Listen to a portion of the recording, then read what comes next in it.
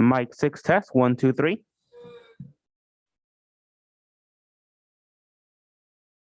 Mic 10 test, 1, 2, 3.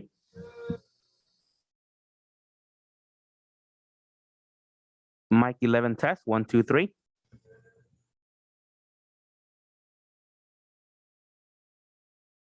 Mic 12 test, 1, 2, 3. Morning, Valerie. Did your clerk's mic? Mic test, 1, 2, 3. Clerk's mic? Mic test, 1, 2, 3.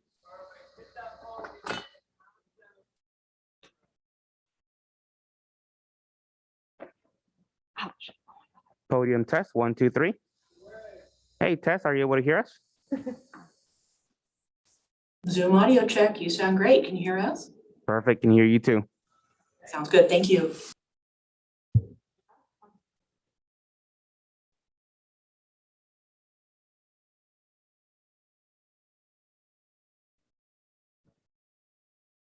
Wireless mic 1, wireless mic 2.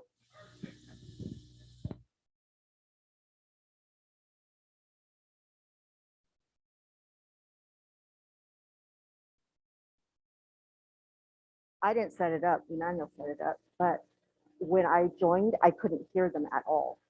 And I'm not sure, so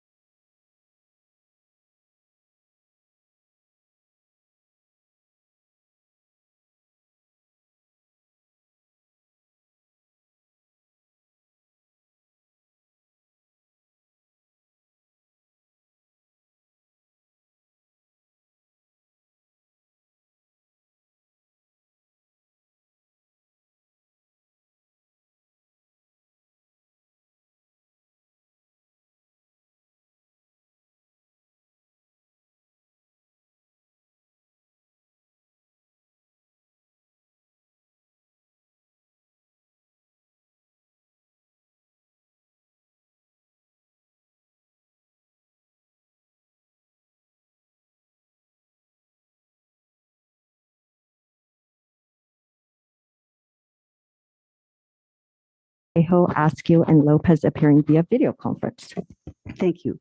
Are there any additions or corrections to closed session this morning? There are no additions or corrections. Thank you. So we will be having closed session items number 1A through D. Is there any member of the public that would like to comment on anything on today's closed session agenda?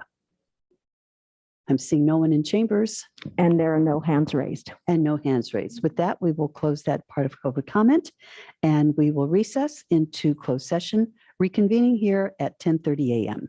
Thank you. Okay. Yep.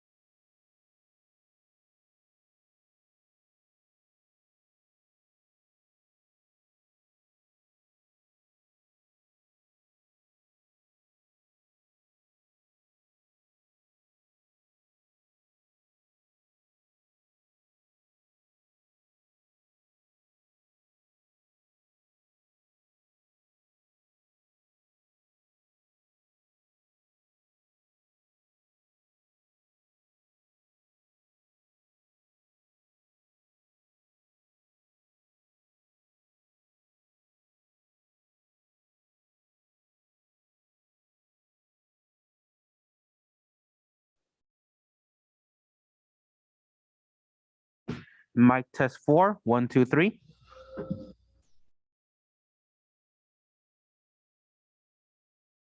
Mic test 5, 1, 2, 3.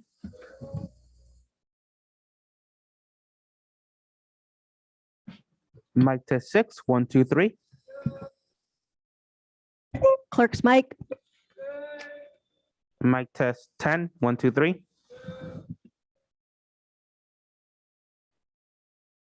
Mic 11, 1, 2, 3. Wireless mic 2.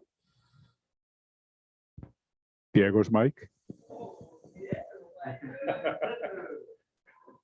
And mic 12, 1, 2, 3.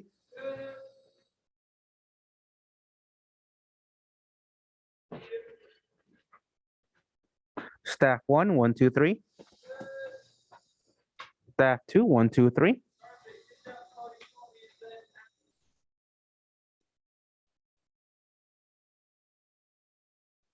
Podium 1, 2, 3. Hi, test. All your mics sound great. How does the Zoom audio sound? Perfect. Thank you. All right, thank you. All right.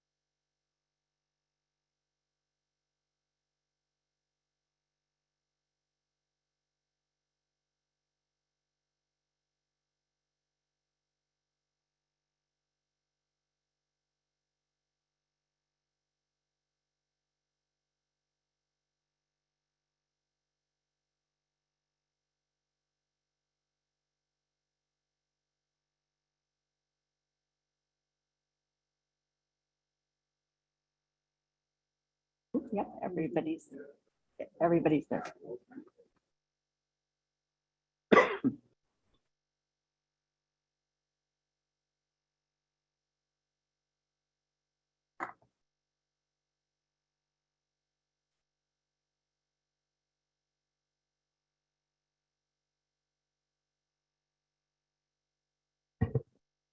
Good morning, everyone. I am going to reconvene the Monterey County Board of Supervisors meeting for Tuesday, May 24th, 2022. Could we please have a roll call? Good morning. Let the record reflect all supervisors are present, with Supervisor Adams, Lopez, and Phillips appearing in person, and Supervisors Alejo and Askew appearing via video conference. Thank you. Could we please have the announcement, Mr. Salas?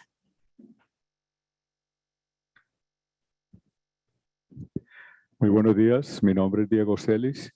Seré su intérprete en español para la reunión de hoy.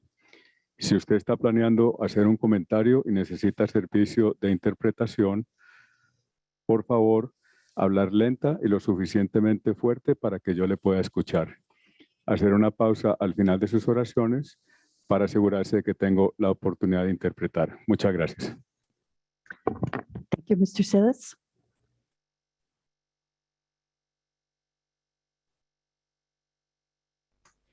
I want to be sure that I don't start some horrible sound here. At this point, we are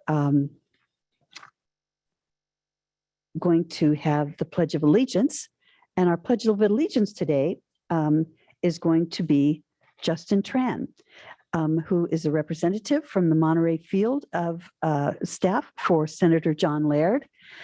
Justin is the proud son of Vietnamese refugees who came to this country after the war and built a life that they never thought was possible for them. While Justin grew up in South Santa Clara County, he often visited Monterey County as his mother's family had previously lived here, and it's where his moms, his aunts, his uncles all graduated high school. Justin currently works as a district representative in the office of State Senator John Laird, where he manages the day-to-day operations of the Monterey office, as well as the Santa Clara County portion of the district. Prior to joining the senator's team, Justin was appointed to serve as a constituent affairs representative in the office of Governor Gavin Newsom, working on a small team overseeing constituent engagement during the early COVID-19 outbreak. Justin graduated with a BA from Sonoma State and currently resides on the peninsula with his rescue kitten, Oswald. So it is a pleasure for us to have Justin Tran lead us in the Pledge of Allegiance. And he's on. Thank you. I pledge allegiance to the flag of the United States of America and to the republic for which it stands, one nation, under God, indivisible, with liberty and justice for all.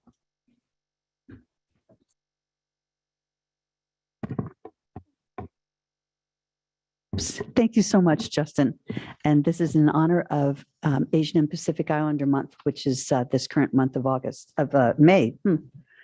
Who knows what it will be in August? Okay, are there any additions and corrections to the agenda today from the clerk? There's a revision to item number 18, which is a 10:30 a.m. scheduled matter. A revised title name for the agreement previously titled as the board referral, and an addition of a new document, which is the actual board referral, which has been received. Thank you so much. And now we're going to go to our ceremonial resolutions. We have 7 resolutions today. 3 are going to be presented.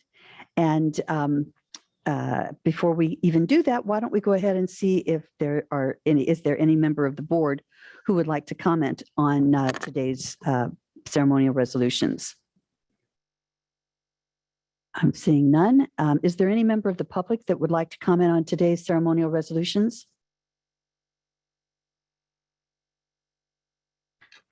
I'm seeing no hands raised. With that, why don't we go ahead and approve the resolutions, and then we'll do the presentations. Move approval. Thank you. Second. Thank you. So we have a motion by Phillips and a second by Lopez. Could you please do a roll call vote? Supervisor Alejo? Aye. Supervisor Phillips? Aye. Supervisor Lopez? Aye. Supervisor Askew? Aye. and Chair Supervisor Adams. Aye, thank you. And now it's my pleasure to present the first resolution, and I will come down for the honoring the resource families of Monterey County in recognition of National Foster Care Month. That will be the first one that we'll do.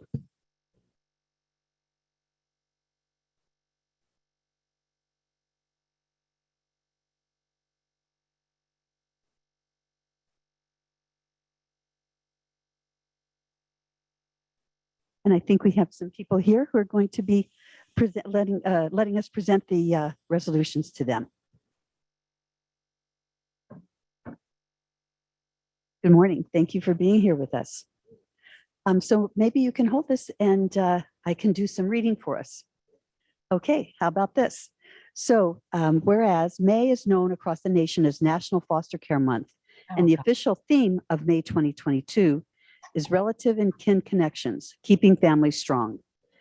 Resource families have continued to support our community during the COVID-19 pandemic, ensuring the safety and well-being of children, teens, and families. The Children's Bureau National Foster Care Month campaign recognizes the important role that members of all parts of child welfare play in supporting children, youth, and families. Highlighting this year's theme on strengthening relative and kin connections and the positive impact these relationships have on maintaining family and cultural ties for children and foster youth care. And resource families not only provide temporary homes for our children, teens, and siblings, they also have provided permanent homes for our youth. We would like to express gratitude and thanks to the approximately 200 foster caregivers and the role they play in child welfare, which is immense. But the need for more support from the community for child welfare involved youth is great. And now therefore be it resolved that the Board of Supervisors, on behalf of the county and all of its residents thereof, hereby proclaim the month of May 2022 as National Foster Care Month for Monterey County. And we call upon all its residents to join with the Children's Bureau of the United States, Monterey County's Family and Children's Services, and more than 400,000 youth and teens in foster care around the nation in celebration and support of the resource families of Monterey County. And it's passed on this day of May 24th, 2022. So thank you so much. And perhaps you can make some comments. Good morning, Board of Supervisors and community. My name is Nayeli Julian, and I am the Resource Family Approval Supervisor. I oversee all of the applications and renewals for of our resource families. As of today, we have 206 resource families with Monterey County. Of these 206 families, 83 are relatives, and the remaining 123 families are community families. Our department recently recognized our families for the following categories: providing homes for teenagers, providing permanency, providing short-term and long-term placements, and providing homes for siblings. I would like to take a moment to share the special words shared by social workers about our families. Our social workers noted that our families are consistently supportive, caring, loving, and provide the consistency that our children need. They are willing to work with children who are behaviorally challenged and with their network of providers, as well as their families. Often, this looks like weekly transportation to visits, therapy appointments, school, extracurricular activities, and many more. For all this, we appreciate our resource families and want you to know that though this month is dedicated to all the families, we appreciate them every day for all that they do. Thank you very much. And would you like to make some comments? Good morning. My name is Alexis Borlage. I am the Resource and Support Supervisor for Monterey County. I'd like to start with a quote from Dr. Bruce Berry. The more healthy relationships a child has, the more likely he'll be to recover from trauma and thrive. Relationships are the agents of change, and the most powerful therapy is human love. Resource parents are agents of change in the lives of children who have entered foster care. Resource parents have many different hats they wear, as they wear the hat of a protector, a therapist, a teacher, a friend, a soundboard, and an advocate, and so much more. Along with these roles, a resource parent is one who has empathy, perseverance when things get tough, flexibility, adaptability, patience, and humor, stability within their own life, and the willingness to support the child in their care no matter what is thrown at them. Whether their child is in their care for a short time or for the rest of their lives, a resource parent is there to give these children a chance to overcome the hardships they dealt with. Unlike social workers, therapists, and other professionals involved in the children's lives, resource parents are the ones that these children are with these children day in and day out. Not enough appreciation is given to them for all the work that they do. Resource appreciation should not just occur 1 month a year.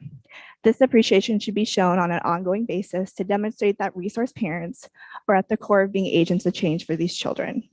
With that said, the department is truly appreciative of all the work these resource parents do, especially their dedication in caring for children who've already experienced a great hardship in their life. These resource parents continue to make ample differences in the children's lives, such as providing them with an environment to heal, as well as providing these children with permanency. At this time, I want to introduce several Monterey County resource parents who have dedicated their lives in providing a safe and nurturing home for these children. I'd like to introduce Daryl and Brenda Daniels. Please stand up. And Estella Valenzuela and Christian Estrada. If you want to stand up.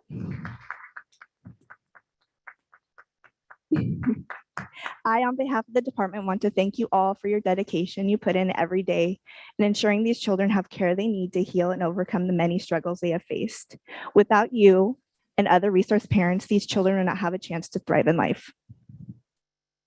Thank you so much for those very meaningful words. And thank you for being here today and the work that you do, which I'm sure comes from a deep place of love and respect. Thank you so much. And congratulations again. Thank you. Do you want to have a picture? Yes, yeah. Come up. Come on.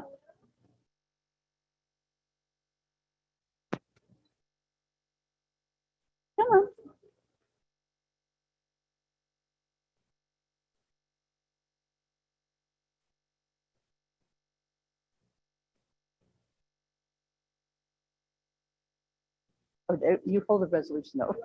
Why don't you come on?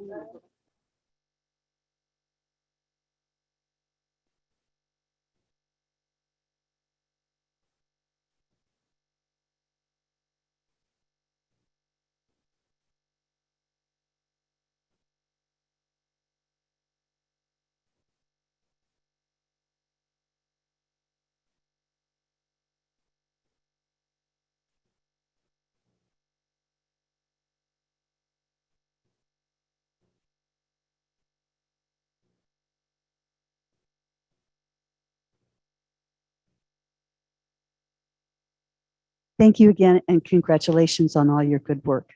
Thank you so much. This is Ida, another foster parent that we have. Thank you, Ida. Thank you again so much.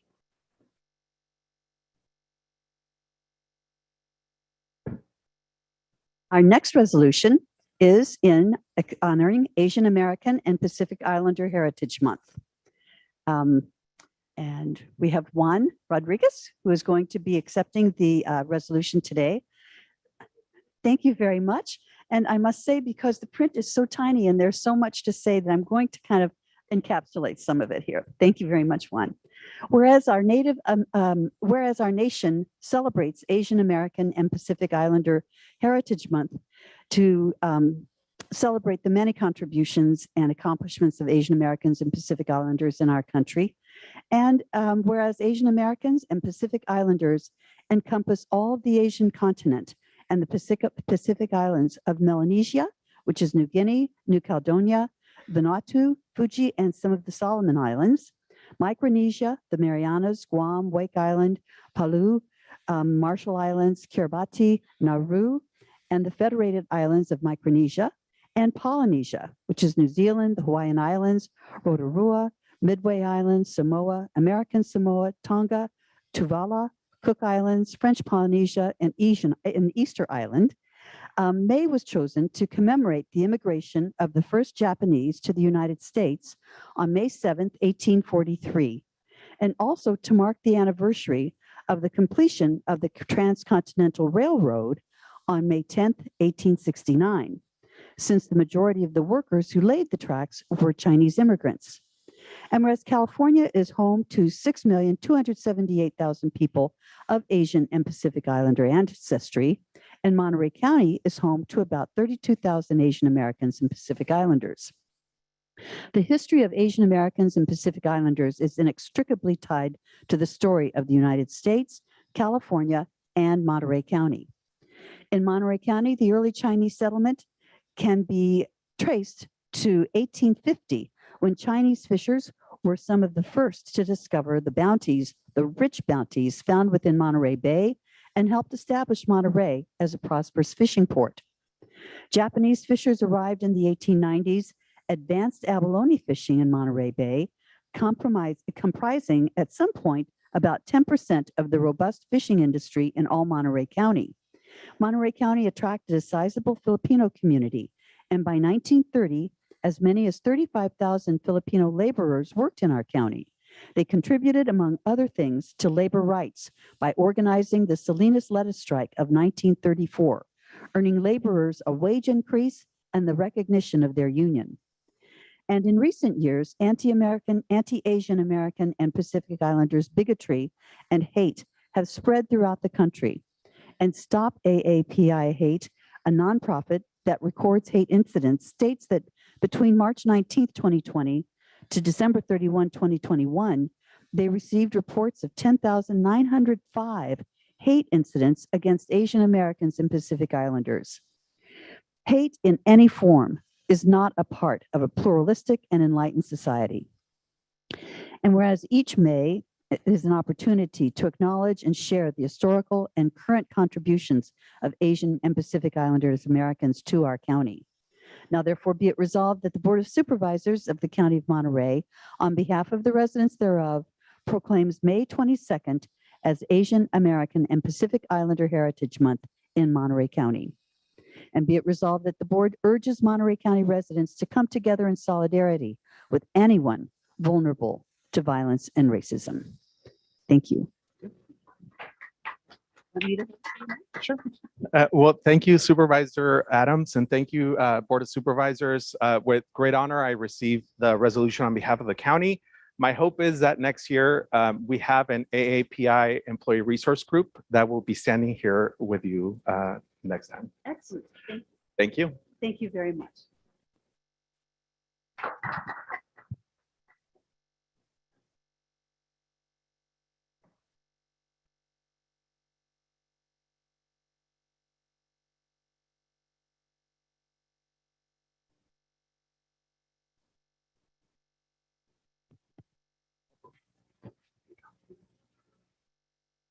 And our next resolution is going to be presented by Supervisor Alejo.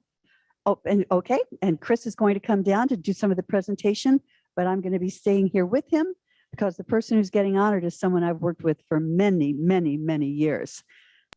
Okay.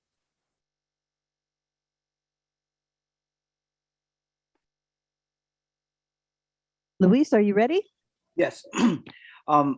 Thank you. Thank you. We're tag teaming Supervisor Lopez and I, but we wanted to take an opportunity at this bittersweet moment because we know this retirement is well-deserved, but we're losing one of our greatest county employee champions with the retirement of Glorietta Rowland after 33 years of dedicated service to Monterey County, but really a lifetime of service because she had many years of service in the community prior to coming to work for the County of Monterey.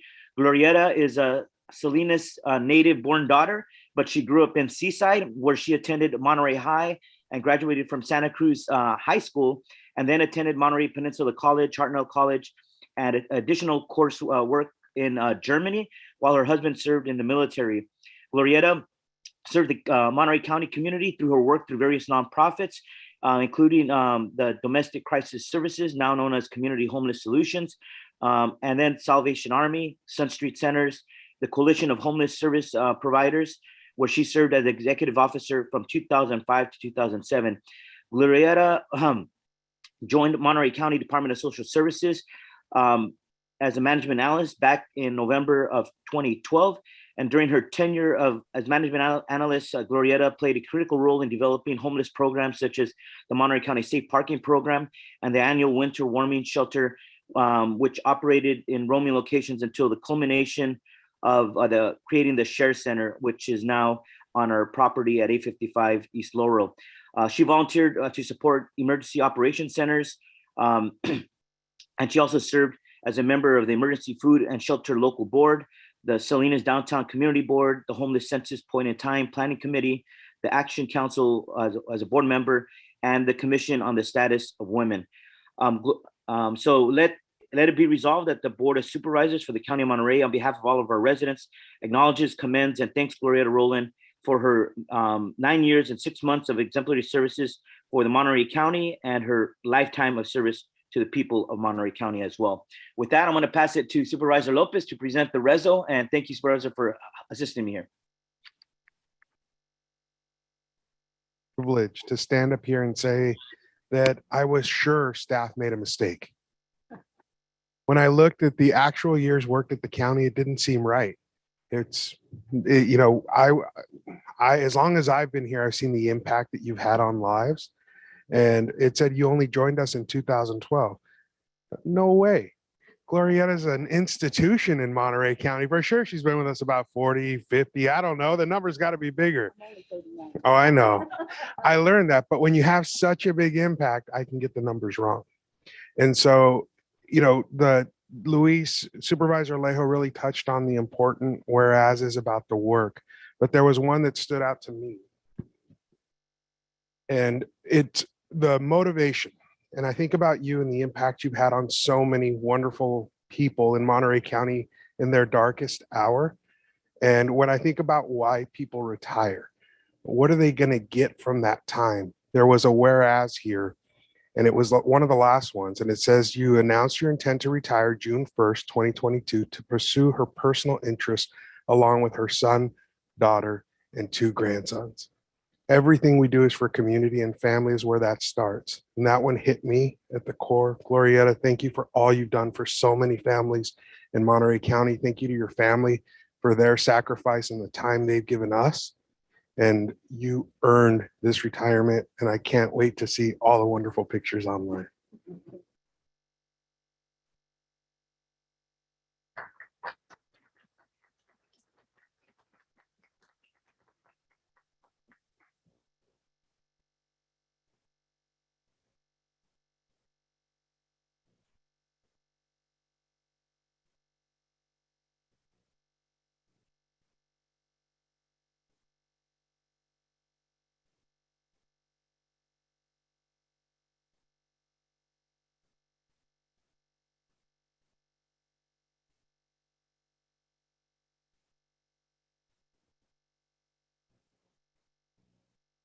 Thank you.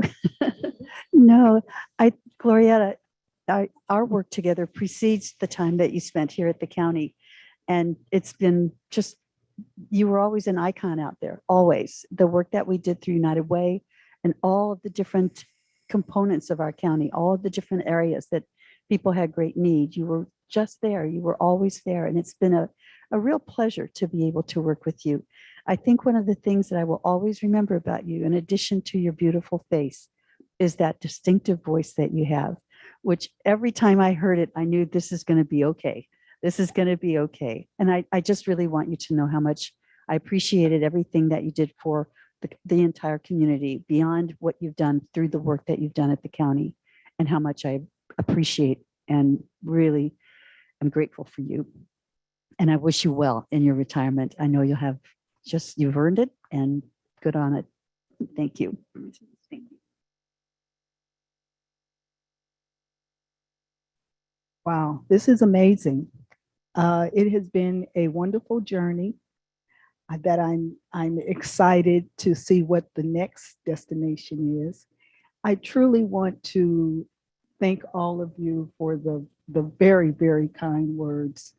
And it just makes me know that my intent to be the change that I want to see has had some impact. I have always wanted to be a part of the community, have an impact and a difference on how things go in our community. I I'm excited to be here. I'm excited to see everyone and to just hear the thoughtful words that you say. And it makes me know that it does make a difference. And I appreciate you all. Thank you so much. We do go back a long way with all of you. It's like I've been around forever, but but I really, truly appreciate this. Has been such an honor. I've had the amazing pleasure to work with such a wonderful team while I've been here with the county. And if I talk any longer, I'll get emotional. So I just want to say thank you all. I appreciate the opportunity to work for you. It has been my honor. And this is my home. I will be around. You know, I'll pop up somewhere again. So thank you so very much. And Glorietta, Thank you so much. Madam Chair, I think on behalf of the Department of Social Services, Lori Medina is out of town, but Lauren Suansupa wanted to share some words on behalf of the department. Absolutely. Thank you so much, Glorietta. You know, what an epic career you've had. And thank you so much for choosing and honoring DSS and the county with part of that career. It has been the pleasure of my career to work with you. The time that we spent as the Community Action Partnership Unit are some of my absolute favorites. And the programs and services that we've overseen, implemented, I know they'll have an everlasting impact in this community. And on behalf of the department, the staff, we are going to miss you so much. But I know also because of all of the words and the sentiments, the flood of responses from our community partners, we'll miss you. And so will all of the people that you've worked with, each individual. I mean, I already miss you so much. Thank you so much for all of your service to our community. Don't change your number. I'm still calling you. Thank you. I'll be here. Thank you, Lauren. That's lovely, Lauren.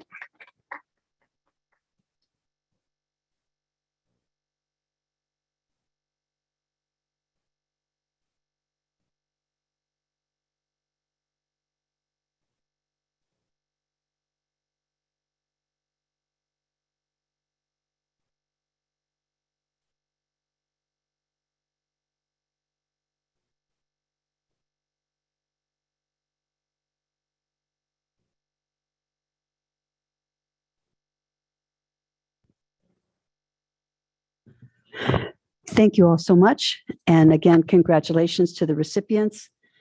It's going to be a big change not to have Glorietta around, honestly. Now we will go to appointments. We have 7 appointments. And I will ask our board if there's any comment on the appointments for today. No comment, but I'll give you a motion. Thank you very much. And let's take it out to the public and see if there's anyone in the public that wishes to make comment on the appointments today.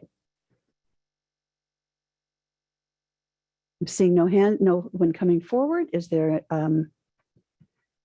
anyone online? Okay, thank you very much for that. If we could please now have a roll call vote. We have a motion. Second. And a second by Phillips. Thank you. Supervisor Alejo. Aye. Supervisor Phillips. Aye. Supervisor Lopez. Aye. Supervisor Askew. Aye. And Chair Supervisor Adams. Aye. Thank you very much. And now we're going to recess the Monterey County Board of Supervisors and call to order the Board of Supervisors of the Monterey County Water Resources Agency. Madam Clerk, do a roll call. Good morning. Let the record reflect all supervisors are present, with Supervisors Adams, Lopez, and Phillips appearing in person, and Supervisors Alejo and Askew appearing via video conference. Thank you. Are there any additions and corrections to this agenda? There are none. Thank you very much. Is there any member of the public who wishes to comment on anything that is not on today's agenda for the Monterey County Water Resources Agency? Seeing no one coming forward, is there anyone online with their hand raised? No. Okay, thank you very much for that. And now we will go into the board agenda itself. There is a consent calendar with 2 items. Could I have a motion to approve the consent calendar? Move consent. Second. Thank you very much. Is there any member of the public that wishes to comment on the consent calendar for the Water Resources Agency today? Anyone who has called in, you can press *9 to raise your hand, and then you can press *6 to unmute yourself. Are we seeing anyone? There are none, but Supervisor Alejo has his hand raised. Oh, thank you very much. Okay, Supervisor Alejo. Yeah, Madam Chair, for separate vote, I'd like to pull item number 48 regarding the Hartnell Road Bridge. Actually, we're on the Monterey County Water Oh. Resources Agency at this point. You're right. Sorry. Okay, thank you very much. Okay, going back now, is there any other member of the board that would wish to make comment? Okay, with that, we've called for public comment and we have called for the board. Could we now have a motion to approve the consent calendar for the Monterey County Water Resources Agency? Supervisor Alejo? Aye. Oh. Supervisor Phillips? Aye. Supervisor Lopez? Aye. Supervisor Root Askew? Aye. And Chair Supervisor Adams? Aye. I think we had a double motion on that one for the consent agenda. So now I'm going to adjourn the Board of Supervisors of the Monterey County Water Resources Agency and reconvene the Board of Supervisors of Monterey County. And now we will take up the consent calendar for the Board of Supervisors. And we have items 26 through 49. Is there any member of the board that wishes to pull something from the consent calendar? Supervisor Alejo. Yeah, just that item 48 for separate vote on the Hartnell Road Bridge. And then a question on item number 41, which is the small business revolving loan. Okay, thank you for that. Supervisor Phillips. Just 46 for brief comment. Okay. Supervisor Alejo? Sorry, Supervisor Lopez? You're all driving crazy today. Okay, let's back and forth here. Supervisor Root Askew. Would you like to pull anything from the consent calendar? I have nothing to pull or comment on today. Thank you. Thank you very much. And now then we will come back and in order, we will take the question on item number 41. Yeah, just for staff on this, this is now moving a program that has been under with the county for numerous decades, but now it's sending it to an outside potential provider to the California Coastal Rural Development Corporation. I looked at the agreement. I just wanted to ask for staff, because once we outsource a program, then it's difficult for us to administer it the way we did. And I didn't see in the agreement any language about bilingual or minority business outreach. It wasn't in the conditions. It wasn't in the scope of work. And I just want to make sure that if we're moving this to an outside group, that we make that a priority, because during the pandemic, for a lot of the, as we know, a lot of the PPP loans and a lot of the assistance, a lot of that went to a lot of businesses that didn't have the sophistication or had language barriers. And when they have done the studies on that, it showed that a lot of minority businesses missed out on a lot of that. I want to make sure we don't make that same mistake, that as we transition these $2.5 million to Cal Coastal, that we're going to make sure that we prioritize bilingual and minority business outreach. If staff could address that, if that's in the agreement, or can we make sure that it does get included? Thank you. Thank you, Supervisor Alejo. County Administrative Officer. Yeah, so if Mr. Vaughn is on, I think he's going to be managing this. Richard, are you available for comment? To respond to this?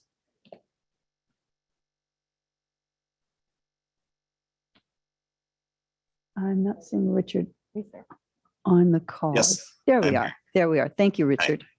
Thank you, Supervisor. Thank you, Chair.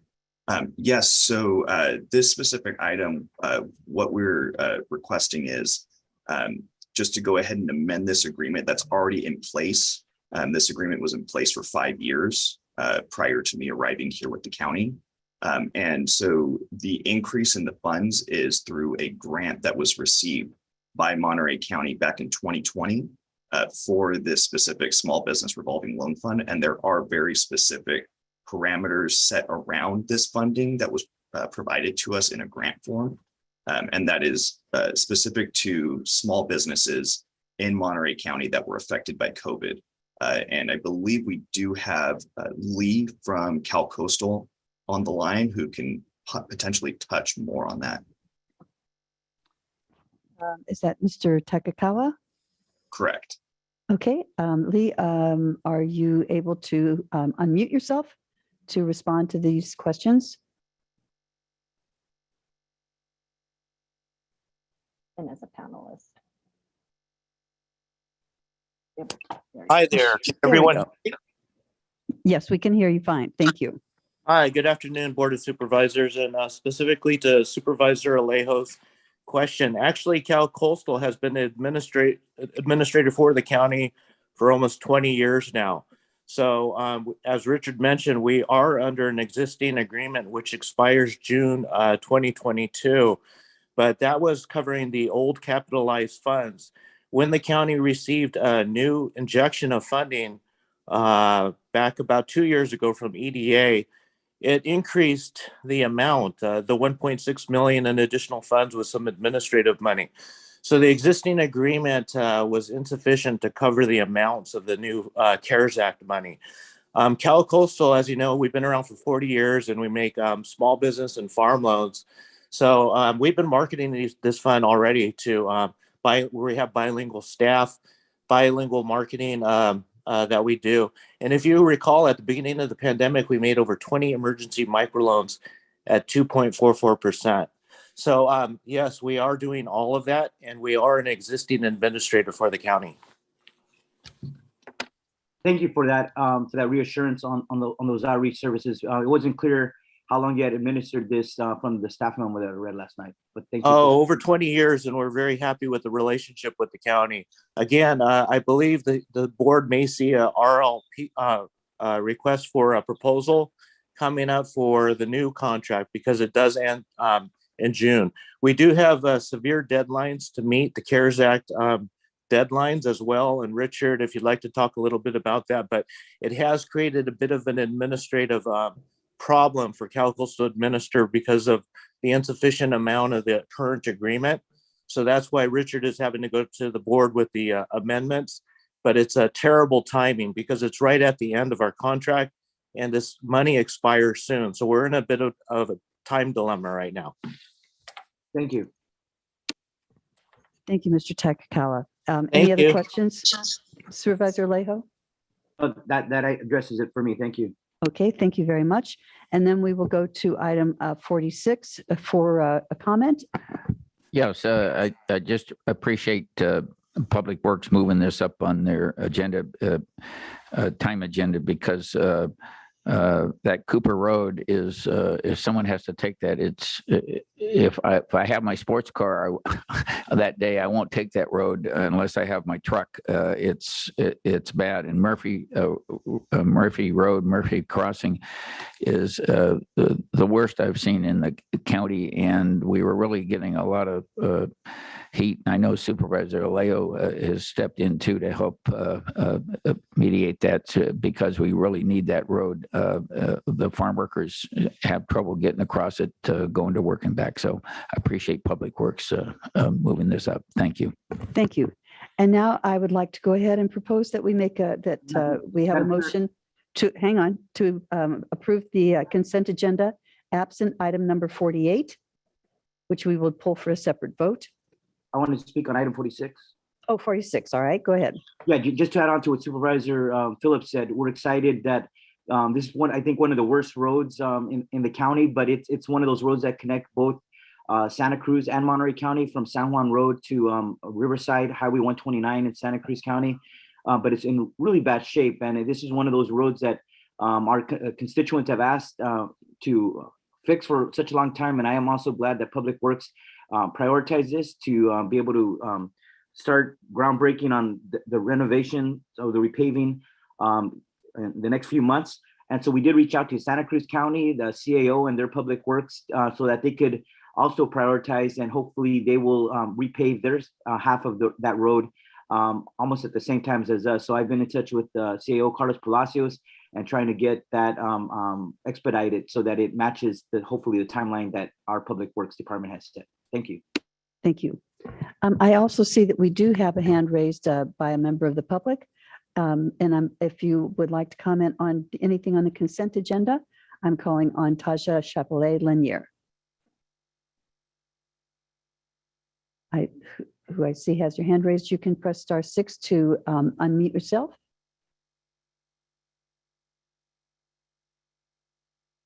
And it's unclear to me if this was the item that you wanted to speak to. Okay. It's lowered there. If you can press *6 to unmute yourself.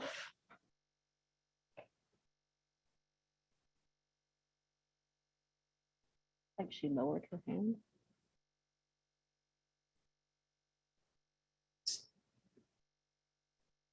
I know you might have a difficult connection, but if you're able to hear me and you are able to press *6, we can go ahead and give you your 2 minutes for comment. Okay, I think what we'll do is we have another hand raised. That might be the same person. Yes, okay. The second, we have a telephone, a person by phone, and the last 3 digits of the phone are 358. If you'd like to press *6 to unmute yourself, we can take your comments. Yes, hello, can you hear me? Yes. Yes, good morning, supervisors. My name is Lorna Moffett, and I wish to share with you how important it is for you to keep public comments to 3 minutes as opposed to 2 minutes. I appreciate your comment, Ms. Moffett, but this is not the time for general comment. We're still on the consent calendar. I see, so that's coming up, right? Yes. Okay, thank you. Thank you very much. Thank you. So going backwards to Ms. Chapelet Lanier, I don't know if you've been able to unmute yourself. *6. And I think what we're going to do is just move forward on our agenda, and we will be able to come back for your comments at a later time. So now I would like to entertain a motion to approve the consent calendar other than item 48, which we will take for discussion in a separate vote. So moved. Thank you. Thank you. So we have Supervisor Alejo and Supervisor Phillips. Could we please have a roll call vote? Supervisor Alejo? Aye. Supervisor Phillips? Aye. Supervisor Lopez? Aye. Supervisor Ruascu? Aye. And Chair Supervisor Adams. Aye. Okay, thank you very much. And now we will go to item number 48, Supervisor Alejo. Yeah, this item, the board was recently informed of some concerns regarding this potential contractor and its history, whether it has complied with prevailing wage. So this is one of those items I wanted to just have for a separate vote, as I cannot support it with that information that we received. Thank you. And I don't know if staff has any, if wants to address those, or maybe we just move forward with the vote. But I know we were notified about concerns about whether the prevailing wage has been met in other past projects as well. Thank you. Let me see if we have Director of Randy Ishii on the line. Yes, here he is. Thank you so much, Randy. I see your hands raised. If you could comment on this. Thank you, Chair, and thank you, Supervisor Alejo, for the question. Staff did receive the concerns. We reviewed the concern, and we also reviewed those concerns with our Caltrans local assistance branch of District 5. In reviewing the information, the low bidder who's being recommended for award today has met the criteria that's been established for both the local assistance award, being that this is a grant funded project, as well as the provisions within the contract specifications. However, we would like to point out that throughout the course of the project, we have staff who review the prevailing wage reports from the contractor as part of our own compliance. So should issues come up, staff will be able to identify those through the process. And we thank you very much. Thank you very much, Mr. Ishii. Any further comments from the board? And we will take it out to the public. Item number 48 of our consent calendar. Is there any member of the public who wishes to comment on this item before we take it for a vote? I'm seeing no one coming forward in the chambers, and I see no hands raised. Move approval. Thank you. Is there a second? Second. Thank you. We have a motion and a second. Phillips and Lopez. Could we please have a roll call vote? Supervisor Alejo, No. Supervisor Phillips. Aye. Supervisor Lopez. Aye. Supervisor Askew, No. and Chair Supervisor Adams. Aye. Thank you very much. And that motion passes. We're now going to close the consent calendar and move on to the next item, which is any general public comments for items that are not on the agenda. And Ms. Moffett, this would be an appropriate time for you to make your remarks. I'm seeing no one from the public coming forward. Okay, and here we go. We do have a phone number ending in 358. If you could please unmute yourself and make your comments now. Thank you.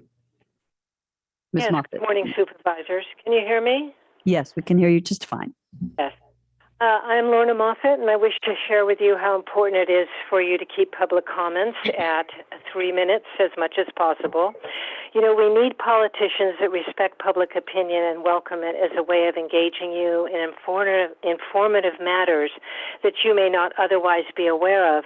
I personally have gotten more things accomplished through public comment than any other forum, be it letters to the editor or news items, because politicians can make things happen if they have intent to do so, and their intent is often through the public. You need the public as much as we need you. During my years of petitioning, I've noticed how corporations have closed us out, made it illegal to petition in front of their stores with assaults to our freedom of speech rights. The courts go along with the corporations, which takes us further into a fascism rail. Fascism being a government ruled by corporations. Thus, the public loses interest in doing anything because there is no venue left in which to get things done. And that is a sorry day for all of us, and that is when mayhem rules. And we are pretty close to that. So please give us a time to tell you about things that matter to us. 3 minutes is not too long, and one day you may need us to help you with a cause that is dear to your heart. Thank you so much. Thank you, Ms. Moffett. And I want you to know that I'm a strong supporter of the belief that we learn more from the public than the public often learns from us. Moving forward, I see no other hands raised for public comment. So we will close general public comment. Oh, sorry. There we go. Hi. Hello. Welcome.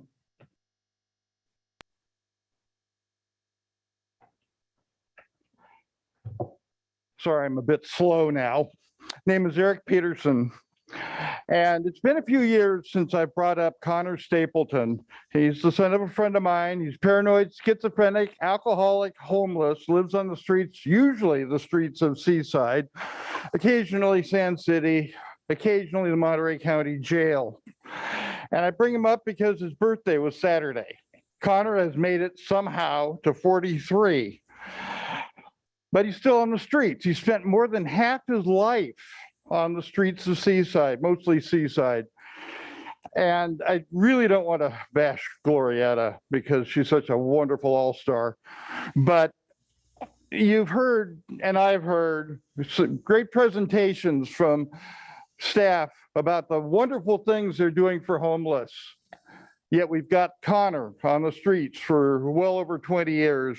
We've got hundreds others like him on the streets. And Connor gets no services, no help of any kind except a little bit of family money occasionally. And we really need to start taking Connor and the many in his situation more seriously. Thank you. Thank you, Mr. Peterson. Is there anyone else who wishes to come forward to comment on anything not on today's agenda? Okay, I'm seeing none, and I'm not seeing any hands raised. So with that, we will close public comment and move to our first scheduled matter, which is going to be a public hearing in compliance with Tephra.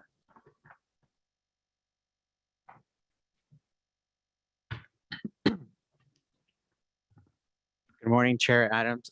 Good morning, Chair Adams and Supervisors. I'm Juan Pablo Lopez with the CAO's office. Tephra hearing is mandated by the IRS to provide a reasonable opportunity for interested individuals to express their views on the issuance of tax-exempt financing and the nature of the improvements and projects for which the revenue bonds will be allocated. The issuance requires approval by the governing body of the jurisdiction in which the proposed project is located. And the hearing today is for Carmel Valley Manor, a local nonprofit. Your board is asked to conduct a public hearing under the requirements of Tephra and the Internal Revenue Code, and to adopt a resolution approving the issuance of revenue bonds in the aggregate principal amount not to exceed $37.5 million to finance the acquisition, construction, improvement, and equipping of Carmel Valley Manor Senior Residential and Care Facilities and a sewer line project. The revenue bonds are not the responsibility of the county or any other agency to repay other than Carmel Valley Manor. And today we have representatives from Carmel Valley Manor and its financing team to answer any questions you may have regarding the project and its financing. Thank you, Mr. Lopez.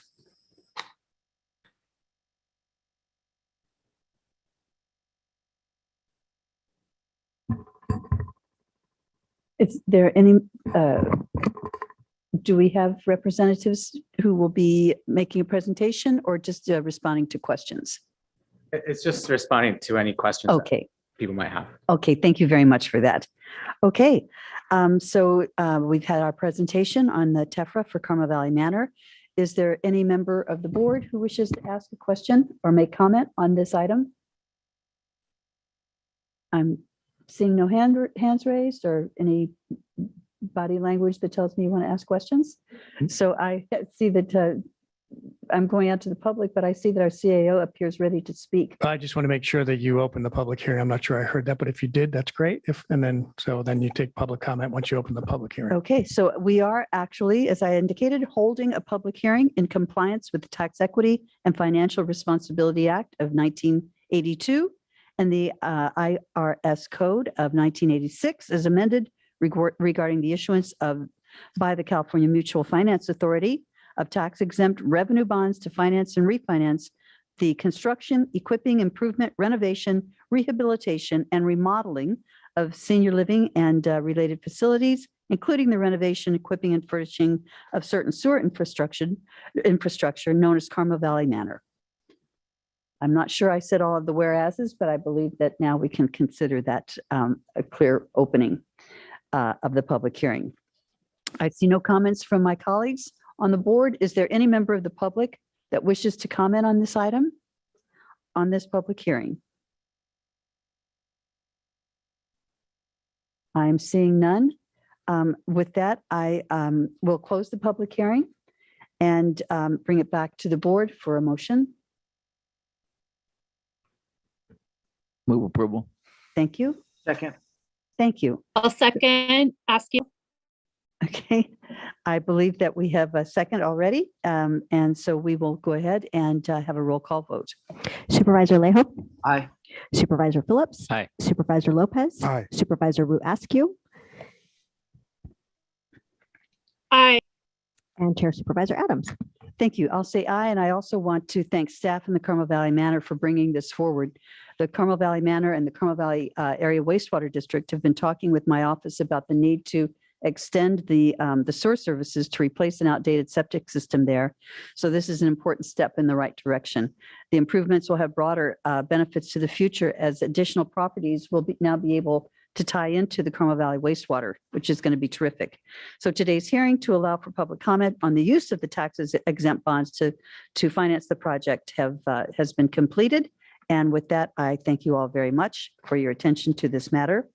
And we will now move on to item number 18, which is to receive a progress report and the proposed Salinas Valley 5 Cities Joint Powers Authority Agreement from the Information Technology Department in response to board referral number 2022.09 to explore the possibility and potential of creating Salinas Valley 5 Cities JPA to develop broadband services by all the communities and areas represented by the JPA, and to provide further directions, including authorizing the proposed JPA agreement, providing initial funding, and closing the referral. And I believe I see Eric online to make the presentation. Yes, thank you, Chair Adams, member of the board, public and staff. I have Alex Zhang, the Deputy CIO joining. I'm Eric Chatham, the Chief Information Officer for the County of Monterey. And Alex, if you can go ahead and share. And I would ask that if I do drop off, I just had a power outage, which lost all internet connectivity. So I'm actually connecting my laptop via my phone to join this meeting at the moment. Of all times to lose power. Well, at least now you're head of we IT. see how critical our you know how to fix technologies it. are. So go ahead and to slide 1, Alex. So the JPA was referred to us by Supervisor Lopez. It's number 2022.09, and it was to explore the potential of creating a Salinas Valley 5 Cities JPA. This JPA includes the city of Gonzales, the city of Soledad, the city of Greenfield, the city of King, and the county of Monterey.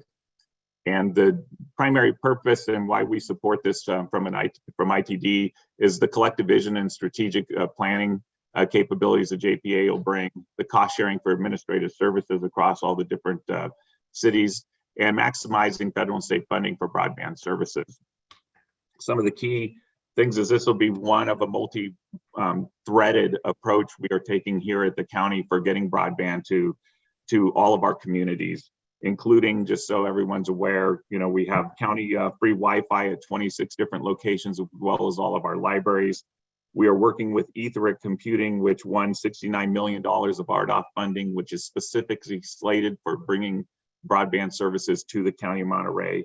We've issued we are in negotiations and finishing contracts to issue $1.9 million of ARPA funding that's servicing multiple areas throughout the county for the unserved and underserved areas.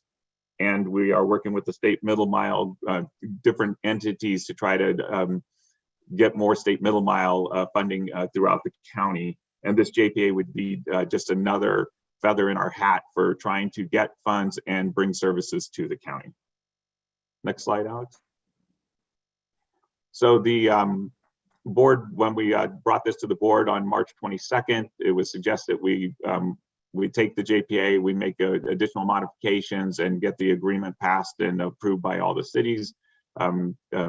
All the cities have approved the final draft of the JPA. Some of the key changes that were in there were mostly around procedural changes and policy changes that county council brought on board and cleaned up a lot of language in that space, as well as we took out a lot of specifics around specific technologies, names, and products so that the JPA had more flexibility to leverage dollars no matter what they were assigned for, as long as they were working for broadband. The primary effort in this JPA is creating an open access broadband network, better known as O-band, and this would be one of the first in the state. So it is a positive thing to continue to move forward with. One of the other items that changed is that when we initially brought this forward, the idea was that there'd be a cost sharing of $10,000 per year per entity, and that was changed after they did some review to $25,000 a year per entity. And at this point in time, we are here to take any questions, as well as we are requesting that the board authorize the JPA to move forward and authorize initial funding. Though a funding source hasn't been identified, I would look to the budget office to suggest potential funding sources for that, and then next direction, or if approved, to close the referral. Thank you, Mr. Chatham. It's a rare occasion, but I see that we have our county council at the podium. So of course we will have him speak next. Thank you, Honorable Chair, members of the board. Just to fill in a little bit more information for you and the public on the details of the Joint Powers Authority. The funding that Mr. Chatham mentioned is only for 3 years. The idea is that the JPA must become self-sufficient in 3 years or it goes away. We need to put a cap on that. The idea, again, is that the funding is not to go to projects. The JPA is designed to get grants and other funding to do the projects. The initial general manager of the JPA will be the city manager of the city of Gonzales. County council will be the initial attorney for the JPA until they're able to select their own attorney and move on with somebody else, because I'm not sure I have the total bandwidth to be able to serve that on a long-term basis. The board of directors of the JPA will consist of representatives from each of the 4 cities and the supervisor from District 3. The jurisdiction of the JPA is everything basically unincorporated District 3 and the jurisdiction of the 4 cities. I just noticed that it's called the 5 cities JPA. It actually should be the 5 agencies JPA. Because Thank you. the city of Salinas has declined to participate, at least at this time. So I just wanted to provide those additional details, and I'm happy to answer any questions that the board may have. Thank you. I see a couple of my colleagues with their hands raised. I have just one question that I'll start with, and then I have a series of others, but I'll let my colleagues go first. Can you just tell me who will be responsible for the grant writing? Will that come out of the city of manager's office in Gonzales? The board of directors will determine who will be the general manager and how it will be staffed. But upon initial formation, somebody has to be there. And that's why the city manager of the city of Gonzales has offered for his short tenure with the city of Gonzales to be the initial general manager, and I offered to be the attorney so that they can get up and get going. They have to adopt bylaws and they have to decide for themselves how it will be staffed. And who will be managing the finances then? That is to be determined by the board of directors. Okay, thank you. I'll come back to my questions after we go to Supervisor Root Askew. Thank you. Just have a couple questions. The initial $125,000, what would the budget for the expenditure of that in year 1 include? And then my second question is, the JPA could benefit the entire county if other districts or entities join. Have other entities been invited to join, and why have they chosen not to at this point in time? I'll attempt to answer the latter question first. The proposal was made to the county that it would be basically South County as the initial jurisdiction. The JPA can be amended in the future to add additional jurisdictions, including additional districts if the parties agree to that. With respect to the initial contributions, an estimate was made about how much would be necessary to run the basic organization. In other words, similar to the GSA, the SVB GSA, there are costs associated with just general operations. Your general manager isn't going to do it for free. Your attorney's not going to do it for free. And so to the extent those are provided by members of the JPA, they will seek to be compensated for that time. So an estimate was made with respect to those general operational costs, and that's where the $25,000 per year for 3 years number came from. Thank you for that. Supervisor Root Askew, have you additional questions? Nope, just simply have other entities been invited to join? The group did reach out to the city of Salinas, who declined to join. Beyond Salinas, no. Initially, we're looking for congruent jurisdictions. We're looking for that continuity because the vision is to actually build a network. And so we're trying to go in order. But at this point, the city of Salinas, having declined, kind of set a northern border. Got it. Thank you very much, Ben. Thank you very much. Supervisor Alejo.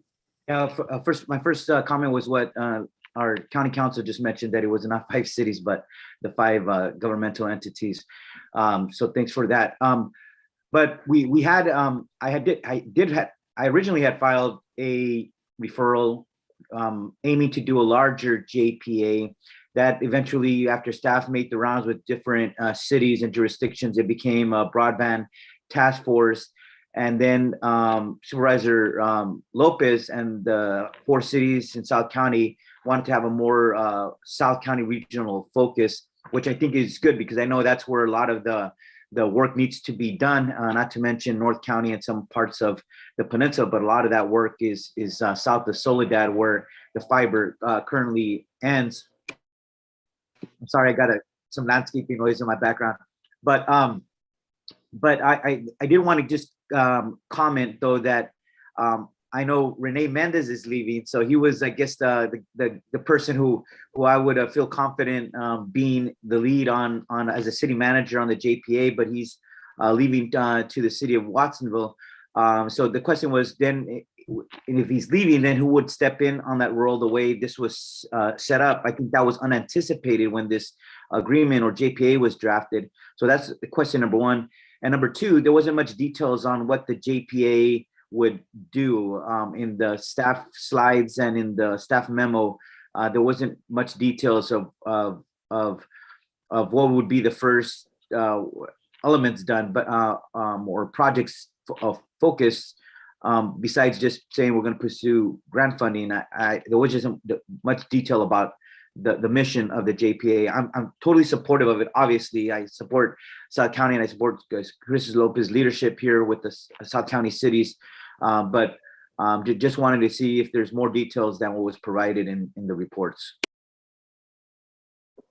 I'm happy to take that one, Supervisor Alejo. I know that concern about leadership was a key one for me as well, but know that the very first conversation Renee and I had after the announcement of his selection as the new city manager in the city of Watsonville, we had a conversation about the continuity plan. There is one in place. Carmen Gill, who is formerly with the health department, will be running lead on this. She does now work with the city of Gonzales and has for about 2 years. So this will be her project at the city of Gonzales. And then in terms of the question of sort of the first plans out of the gate, it's likely that within a few days, there will be an announcement about a partnership with RCRC, Golden State Connect Authority, and all the efforts being undertaken at that level to select projects throughout the state. And we are high on that list. And so I'm hopeful that if we're able to get this done today, that announcement may come as soon as the end of this week. That's great to hear. And Supervisor Lopez, this is one of those examples of, I think, we know the need is there in your district, and just the middle mile, a lot of that work needs to be done in your district, and I want to be supportive of it. And hopefully from this JPA, we could learn some lessons from it, and really the county staff continue to work to prioritize other areas of need as well. But it doesn't take away from this collaborative effort that I think will bear fruit. And so I want to be very supportive of this moving forward today. Thank you. Thank you, Supervisor. Thank you very much. And now I have a few questions as well. I fully support the need for broadband in underserved areas of the Salinas Valley, but I am going to continue to beat the drum on the need for broadband in other unserved areas like Big Sur and the Kashawa area specifically. And I ask that we continue to work toward this as a public safety issue, if no other area, if for no other reason. But with that in mind, what would be the process for another jurisdiction or area of the county joining in this JPA in the future, particularly since the county is already a member? What about the Big Sur area and the Kashawa area as an example? So the chair, the parties to the JPA would have to agree to amend the JPA agreement to add either additional jurisdictions or additional areas of the county. It specifically references District 3 at the present time only. So if you wanted to add District 5 or the city of Salinas or somebody else wanted to join, the parties to the JPA agreement would have to agree to amend the agreement to add the additional entities or jurisdictions. And that is something that would happen in the future? Yes, that, if the county were to approach the other cities and say, we want to add District 5 now, I would hope they would agree, but then each of the members would have to vote to amend the agreement to do so. Okay, thank you for that information. And then can you please describe, I saw in the first slide, in one of the slides, any changes that have been made to the JPA agreement since it was presented to this board in March? There were a lot.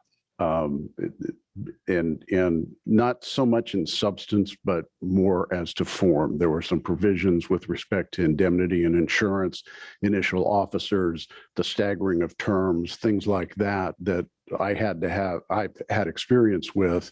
And so I took that original JPA agreement and added it and edited, mostly for form and some missing pieces that were not in the original draft that came forward. But the substance of the purpose and mission of the JPA remains the same. Okay. All right, for that. And then this might be a question for Eric, actually. Do we know if the locations of the Broadband Middle Mile initiative have already been determined? I understand that it will provide fiber connectivity to more than 8,000 miles. Does anyone know the answer to that?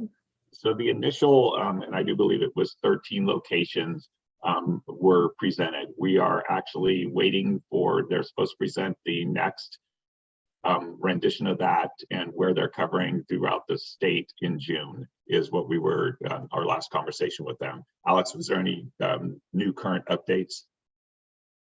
You are correct on that statement. CNIC is supposed to release the updated 8,000 mile fiber plan in June of this year. And we don't have any idea what they're looking at, the possibilities? Not yet. Okay. We actually do. The CPUC has put out maps that show the middle mile and where they plan to build it. They just have not announced how they envision it rolling out. And so there are maps that are available from the CPUC with where they envision middle mile going. Those have been available for about 4 or 5 months now.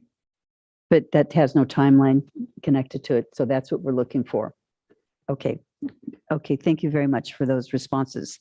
Now I'll take it out to the public. If Supervisor Alejo, is that a legacy hand or? No, I did want to add, yeah, that is correct. I think the way the Middle Mile Advisory Council and the state are rolling out, they're doing it in phases. So the first phase was 18 projects. I think the nearest one was in Santa Cruz County to San Benito. We didn't get any in Monterey County. So we're hoping that in the next round that Monterey County will be included in middle mile infrastructure, but I assume there's going to be different phases of work.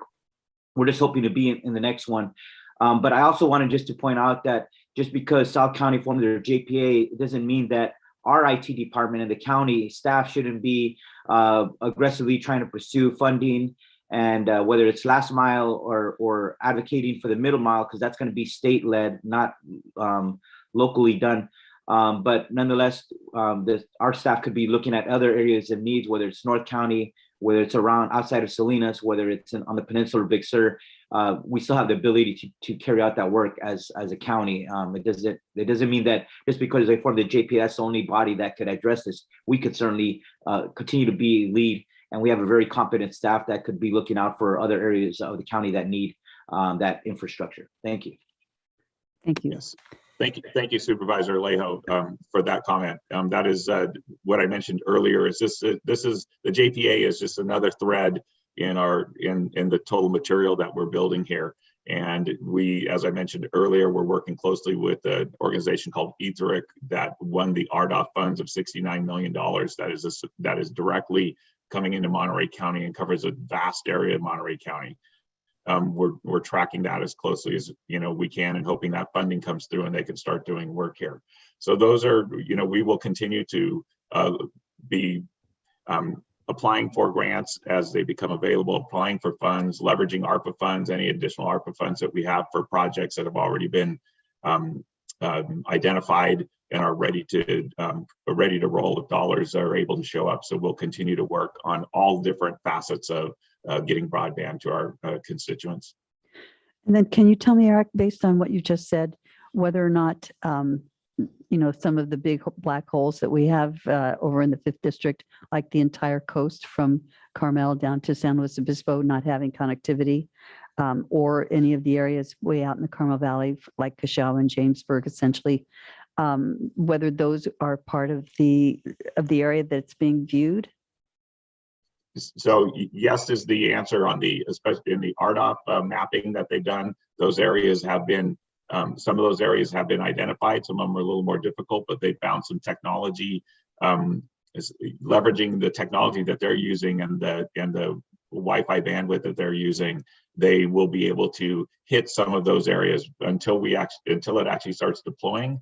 Will be I'm going to say the proof will come through when that happens, because they've got a lot of between the terrain and the variance in the terrain. That's going to be some of the difficulty, but what they've seen today and what they've shown us today is they will be able to cover some of those areas. And Alex, do you have any additional information that you want we bring up? I have a map here. If you like us to share with the board regarding the RDOF award to the Etheric network. Are you able to see the map? Yes. So this the map actually illustrates the Etheric proposed coverage area within the Monterey County. As you can see, some of the coastal areas are covered that are in the blue or gray. That's encouraging. Yeah. Thank you. Can you elaborate just what does that mean? The blue areas. So these areas are prioritized, but what does it mean in terms of infrastructure and a timeline in the future? How will this map be used by the state? Yeah. So when Etheric proposed their solutions to the FCC, who led the RDOF grant award, they proposed those areas, and those areas were awarded to Etheric. So they have 10 years to roll out their solutions to those areas, up to 10 years. And they were given $248 million statewide, and among which $69 million are dedicated to Monterey County area. Wow, nice. That's a significant portion of that. That's good news. Thanks. Yeah. Thank you for that. Any other questions from the board? Yes, Supervisor Phillips. Not so much a question as a comment. I obviously have some of the same concerns you do about your district. District 2 has distinct problems. It's not distant problems like Supervisor Lopez has, but the topography, and we have a lot of dead spots there. But I got to say, we've been working with IT, and they've been doing a pretty good job of working to start alleviating some of those hotspots. But you do something, it doesn't impact because of the mountains and the canyons and things. It doesn't impact as many people as would be in a more flat area on it, but they have been working with us because we have the same concerns. Thanks for your comments. Seeing no other hands raised from the board, I'm going to take it out to the public and see if there's any member of the public that wishes to comment on this item. I'm not seeing anyone coming forward in the chambers, so let's see if there's anyone online that wishes to make comments here. Currently, I don't see any hands raised. Nope. Okay, thank you very much. With that, we'll bring it Madam back. Chair, with that, I'd love to make a motion and just state that this has been a lot of work in the background to get to this point. And I'm extremely excited about the opportunities. I thank the board for their support in this endeavor. I know that it's going to have such a revolutionary impact on South County in terms of our access for our kids to the internet, for our businesses. And I think it's going to bring a lot of new economic opportunity, just because at the end of the day, a lot of businesses today, that's the first question they ask. How fast is the internet? How fast can we get it? And we don't have that option right now. The speeds are so slow. So I'm extremely excited. I know that it's been about a year and a half, if not 2 years of work on this for me behind the scenes with the 4 cities, as well as with RCRC and Golden State Connect. And I'm just excited to be moving forward. And with that, I'm happy to make the motion, Madam Chair. Second. Thank you. And before we go to a vote, I see that Ezekiel Vega has his hand raised. Anytime the budget department raises their hand, it's time to listen. Yes. Thank you for that. Mr. Vega. Yeah, thank you. Thank you for that. I just wanted to make a point of clarification in terms of process. If you do approve the funding of $25,000 on an annual basis for the next 3 years, I wanted to clarify that since the budget for fiscal year 22-23 is not adopted yet, you will have to specifically indicate to our office that you would like to incorporate this as part of the adopted budget, or also you have an option to address this during budget hearings on June 1st and 2nd for the funding. Because currently that budget is not adopted. We cannot make any changes to that budget unless you specifically tell us to do that. And I believe that the funding that is being requested for this initiative is beginning in fiscal year 22-23. Is that correct, Eric? Yeah, I think we have 90 days to fund that, Les. If you can jump in on that thing. It's due by July 15th of each fiscal year, so it would be due by the middle of July. 2022. Correct. So I'm happy to make the motion with the clarification that this be included in the next year's budget now rather than later in the budget hearing so that it's rolled in. I add that as a second. I'll support it, but I don't like to do this. I don't like to put something in the budget just, directly before the budget hearings. If it were something more significant than $25,000, which quite frankly to me is significant, I would not be agreeing to it so readily. So we have a motion, we have a second, we've had comment. Let's have a roll call vote. Supervisor Alejo. Aye. Supervisor Phillips. Aye. Supervisor Lopez. Aye. Supervisor Ruescu. Aye. And Chair Supervisor Adams. Aye. Thank you very much. Thank you all for your participation, Mr. Council, as well as Eric. And with that, we're going to recess the Monterey County Board of Supervisors for lunch, and we will return at 1:30. Thank you very much.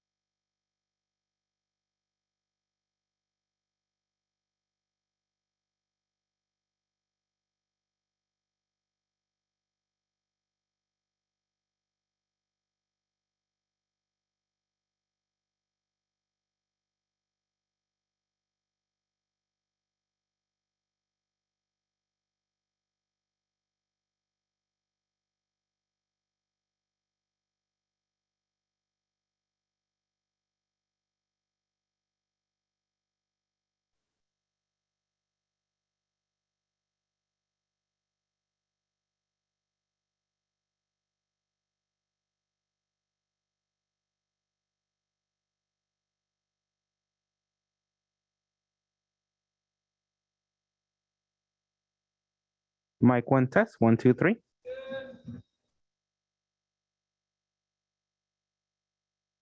Mic 4 test, 1, 2, 3.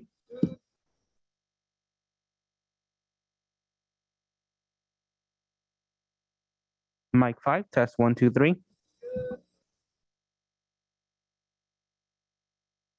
Mic 6 test, 1, 2, 3.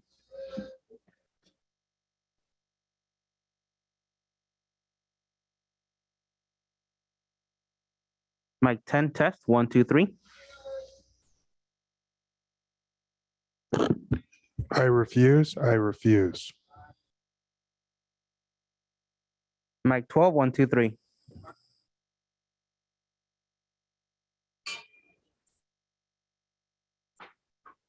Staff 1, 1, 2, 3. Staff 2, 1, 2, 3.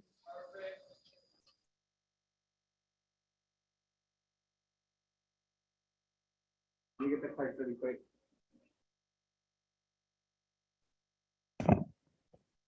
Clerk 1, 2, 3.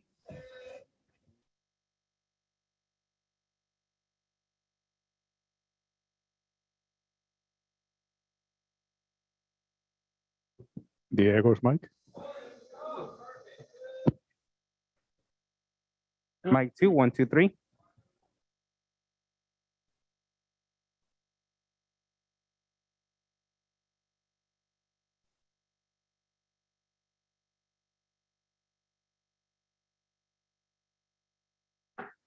Podium test, 1, 2, 3.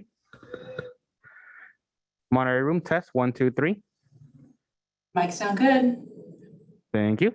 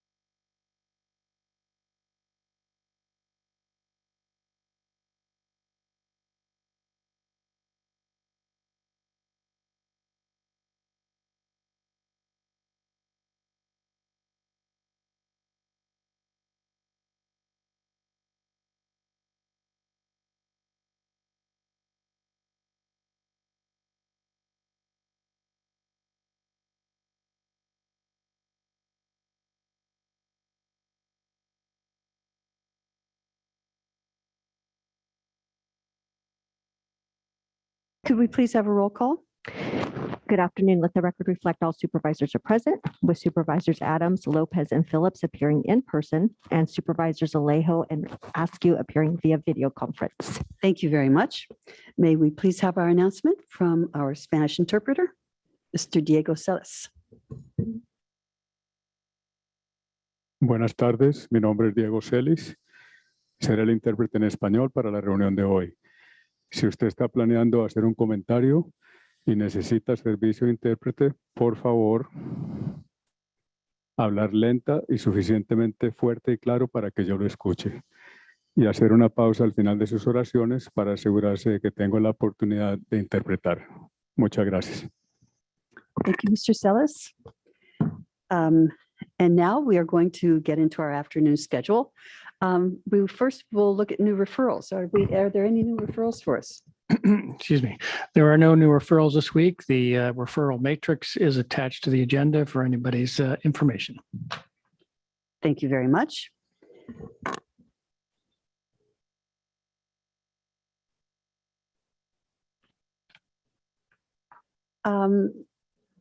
My agenda appears to be a bit different than I think is what's happening. My understanding is that we are now going to adopt a resolution and accept public comments and then close public comment period for the Monterey Urban County 2022-2023 Community Development Block Grant and Annual Action Plan. And we will have a 15-minute presentation scheduled as such. And I see that we will start with Eric Lundquist, our Director of Housing and Community Development. Thank you, Supervisor Adams, members of the board, the public. I'm actually going to introduce our working out of class housing program manager, Darby Marshall, who will lead us in the discussion. Good afternoon, Chair Adams, members of the board, Darby Marshall, housing program manager working out of class in housing and community development.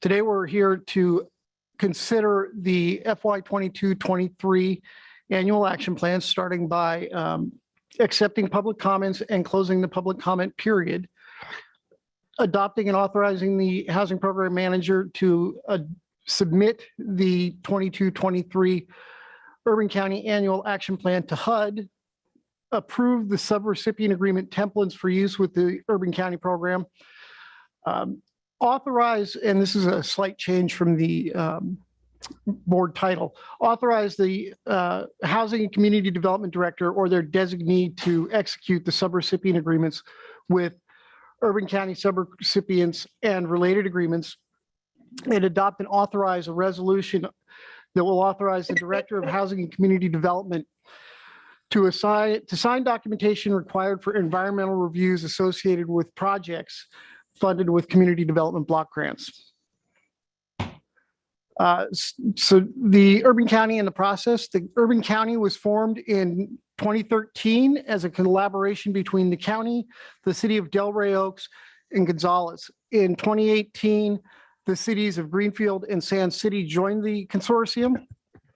The consortium was required because on its own, the county did not meet the test for overall population and the low mod income population required in federal law. So today the action plan centers around how we're going to spend the Urban County dollars for a given year. And so we start this process in December when we issue a notice of funding availability to approximately 150 to 200 nonprofits and special districts. That number kind of changes as people come and go from their employment, and it's kind of hard to keep track of a current number in my head. Once we have applications submitted due in mid-January, representatives from the county and the cities take a look at the public service applications and recommend them for funding to the Board of Supervisors or Urban County Committee, which met in March to consider the recommendations and endorse them to be forwarded to the full board. So this year is the fourth consecutive year in a row that we have lost CDBG funding. This year was the biggest hit overall. It was about $130,000. So we have a about 1,226,000 available. And we expect to get another 10,000 in program income, which is residual loan repayments from grants that have been funded historically. Of this, the county can use up to 15% for public services, or just about $184,000. We can use up to 20% for general admin, so roughly 245,000. And the balance is available for affordable housing, public facilities, and infrastructure projects, and that is $807,000 that's available. In 2020, when the county adopted its 5-year consolidated plan, one of the things it did is it laid out a formula by which our partner jurisdictions would get their funding. So this year, the funds available for public housing and public facilities and infrastructure is being divided between the cities of Gonzales and Greenfield, and we'll cover them in a minute. What you see before you is a list of the applications for public services. As you can see, we had considerably more funding requests than we had available funds. And this is going to continue to be a challenge as long as the county continues to get a smaller piece of the CDBG pie. About 50% of the funds are allocated towards senior services and food security for seniors. A little over a third is allocated towards children and youth development programs. And then the balance is for homeless services through Interim's outreach program. We are recommending that the fair housing be funded through the general admin allocation. It makes the record keeping for the applicant a little easier, and it gives us additional capacity to fund public services by funding it that way. Gonzales is receiving just over $357,000 this year. They are proposing to use it as part of their community center project, which is on 5th Street. It's a $35 million project, and they hope to begin construction very soon. I know that they have completed the environmental review, so we're just waiting for the grant to be finalized. The city of Greenfield is looking to make improvements to Walnut Avenue and improve the pedestrian access. They expect to get $1.4 million from the Urban County program over 3 years, assuming that the funding is not reduced in future years. And this year they will get $439,600. And that project roughly covers Walnut Avenue between 101 and El Camino Real, and will help a lot with the pedestrian access to Mary Chapa School. And they estimate that there will be 1,000 low-mod persons directly benefiting from this, but it will be an improvement for the entire city. We do have a backup project that we can fund should additional funds become available. This could be in the form of public services that do not spend their full allocation this year, or general admin funds that we do not use through the end of the year. Those dollars can only be used in future years to fund affordable housing, infrastructure, and public facilities types of projects that cannot be recycled for general admin or public services. And we also estimate that we will have $10,000 in program income, which on its own is probably not enough to do much, but this gives us a project to target it towards. Program income for the CDBG program is really challenging. Some years we have gotten over 500,000. In other years, we've only gotten 7,000. It kind of depends on which projects are in a position to refinance and pay us off. So we are fairly conservative in budgeting for that. So once again, we're here to accept public comments and close the public comment period for the FY 22-23 Urban County Action Plan. This has been on the available for public review for the last 30 days. We have not received any written communication. We're also asking you to adopt and authorize us to submit the Urban County Annual Action Plan to HUD, approve the subrecipient agreement templates for use with the Urban County program, and authorize the Housing Community Development Director or their designee to execute subrecipient agreements with Urban County subrecipients and any related documents. And last, are asking you adopt the resolution authorizing the Director of Housing and Community Development to sign documentation required for environmental reviews associated with projects funded with CDBG funds. And I am available for questions if you have any. Thank you for your presentation. Let me see if any of my colleagues have any questions or comments. We'll start with Supervisor Phillips.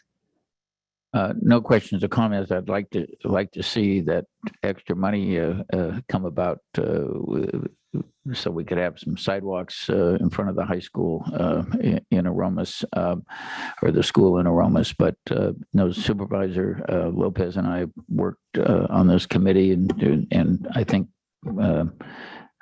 put together a pretty good package of what's right after hearing from all the applicants and holding hearings. So thank you, Madam Chair. Thank you, Supervisor Phillips. Supervisor Lopez, no comments. I have a few, but I will hear from the rest of my colleagues first. Supervisor Root Askew, have you any questions or comments? No questions or comments. Thank you. And Supervisor Alejo, any questions or comments? No, ma'am. Thank you.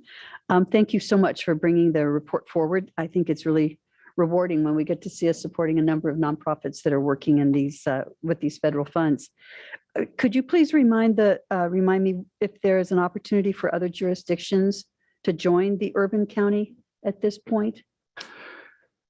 So we open that up every 5 years. If the board would like, we can do it more often. It just, because we have a 5-year funding formula already adopted, it would be challenging to work a new jurisdiction in. But we are required to do it every time we do the consolidated plan. So the next time we are coming out for that will be in 2024. So it's every 5 years, essentially? Yes. Okay. And then if there were, would increasing the membership increase the amount of funding available? It will. It's hard to say how much. The funding is a combination of the population that the jurisdiction brings to the table, but more importantly, the population that is considered to be low or moderate income. So a small jurisdiction that has a larger low mod population has the potential to bring more dollars to the table than a large population city that has a low or a small low mod population. But we have looked at that in the past. And yes, they do always impact us in a positive way, but it's hard to say exactly how much. Okay, great. Well, so if it's every 5 years, you said it's going to be 2024 essentially. Yes. What steps do we go through to notify the other jurisdictions of the possibility of joining in? So in March of that year, we will send a letter to all of the jurisdictions announcing the opportunity to either opt into the urban county or drop out of the urban county. They have 30 days to respond because we have to start planning for them in April, May. And they would notify us in writing of their intent to participate or not. In the past, most jurisdictions have, if they aren't going to participate, don't send us any notice. So it's a public notice or a letter that we send to the city manager and the community development director. Good. Thank you for that. I'm seeing no more questions from my colleagues. Let's take it out to the public and see if there's any member of the public who would like to make comments on this item. I'm not seeing anyone coming forward from the chambers. I'm not seeing any hands raised. How about you, Madam Clerk? Are you seeing any hands raised? Okay, thank you very much. Then with that, we will close the item and I'll move approval. move approval to adopt the resolution and approve other recommended actions as described in the staff report. Second. Thank you very much. We have a motion and a second. Could we please have a roll call vote? Supervisor Alejo. Aye. Supervisor Phillips. Aye. Supervisor Lopez. Aye. Supervisor Root Askew. Aye. And Chair Supervisor Adams. Aye. Thank you so much. And now we will move forward and go to item number 21. This is going to be an interesting presentation where we're going to introduce, waive first reading, and set June 7, 2022 at 10:30 a.m. as the date and time to consider adoption of an ordinance approving a military equipment use policy for the Office of the Sheriff pursuant to Assembly Bill 481, and then provide direction to staff. Good afternoon. Good afternoon, Madam Chair, members of the board. Let me get this started real quick. Good afternoon. John Thornburg, Chief Deputy with the Monterey County Sheriff's Office, and here to present to you our military equipment use policy as put forth by the law, and here to answer any questions that anybody might have. One of the things, AB 481 was passed into law beginning of the year, and like our neighboring jurisdictions and our partner agencies here in Monterey County, they've put forth a very similar policy to their governing boards. So we're here to do much the same. 41 goes into the funding and acquisition of the military equipment. And as you'll see, as we look through the 36-page policy that we put together, it also goes into a lot of stuff that folks may not necessarily think of as military equipment. Probably the best example there would be the use of drones. So we'll cover that.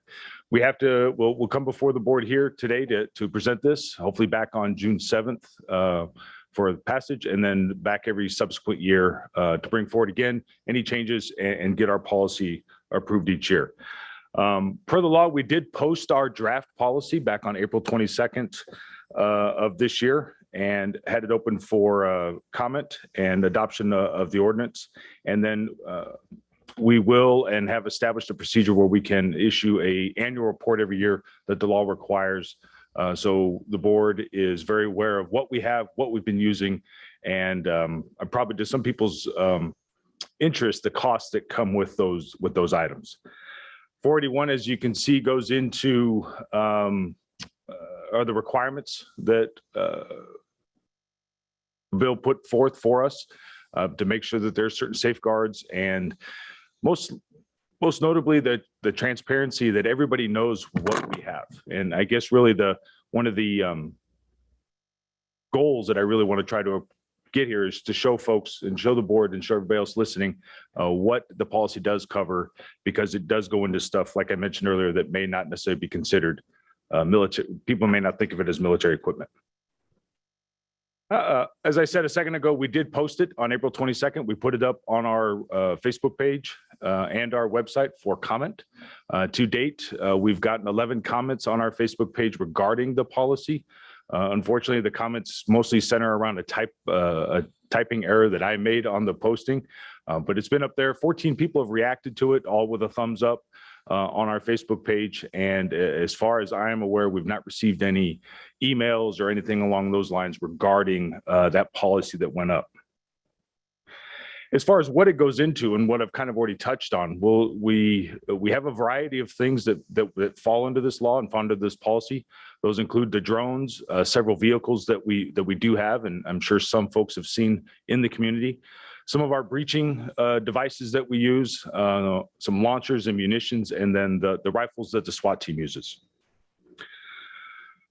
Currently with the Sheriff's Office, we have 11 drones. Most of the drones are stuff that everybody would see from Amazon and purchased commercially. They're not derived or taken from the military. It's not a Predator type drone that you might see flying around on CNN or something along those lines. Patrol, search and rescue, SWAT, and the bomb squad all use some variation of drone. Those first three using ones that fly. SWAT does have a ground one that they use. The lower picture up there, the bigger robot, people are probably familiar with a bomb squad, and that's that's what one of our robots that we use. We have 3 of those, and those are used primarily by the bomb team, but they also are used to support other operations where we need to send the robot in for dangerous situations, open up doors and such, where we don't want to put deputies at risk or other people at risk by using the robot. We are looking into, because one of the things the bill and one of the goals I think of the bill was to let everybody know what we're looking for, what we would like to get. And we are in the process of trying to get a fixed wing drone. Okay. There's no extra cost. We're not going to be asking any money from the county for that.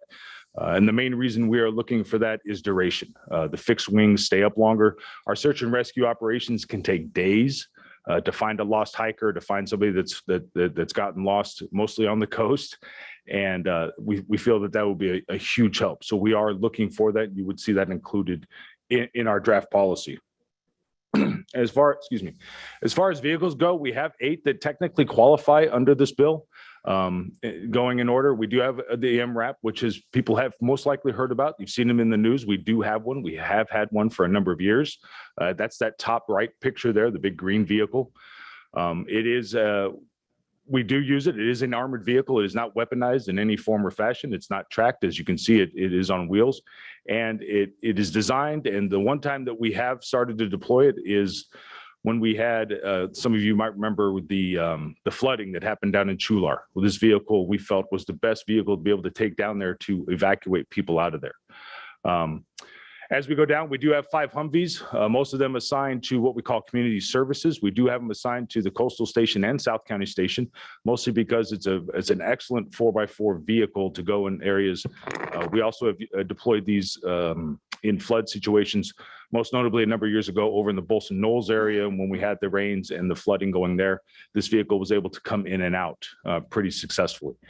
The pickups on there. Sorry, Yes, John. So when you say community services, you're talking about things like evacuations. yes, ma'am. Okay, thank you. Yes, ma'am. The pickups on there, some people might have raised an eyebrow to that. We do have 2 GMC pickup trucks, which you normally would just see on the roadway. We got them through this.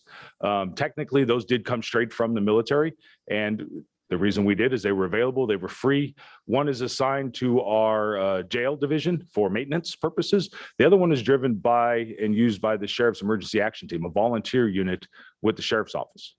And then again, as far as future goes, we're looking at a command and control vehicle that we're trying to get. Again, no funding from the county regarding that. And we're looking at a trailer type setup for that. Is something we're looking down the road to try to be able to get, but to get ahead of things and make sure everybody's aware of what we're working on. We did include that here. As far as breaching goes, we listed that in here. When I say breaching, it is what you might think of as opening doors and such. We do that. Our bomb squad uses explosives by far the most. If you're not aware, the bomb squad doesn't, like you see on TV, doesn't go in and take bombs apart and figure out who built them and all that stuff. They push them up, they get them to a safe spot, and they destroy them. And this is what they use primarily to destroy them. We do have the ability to use this tool to open a door or breach a door, if you will. We find we have used it before. We find it to be very successful. We also find it to be very safe.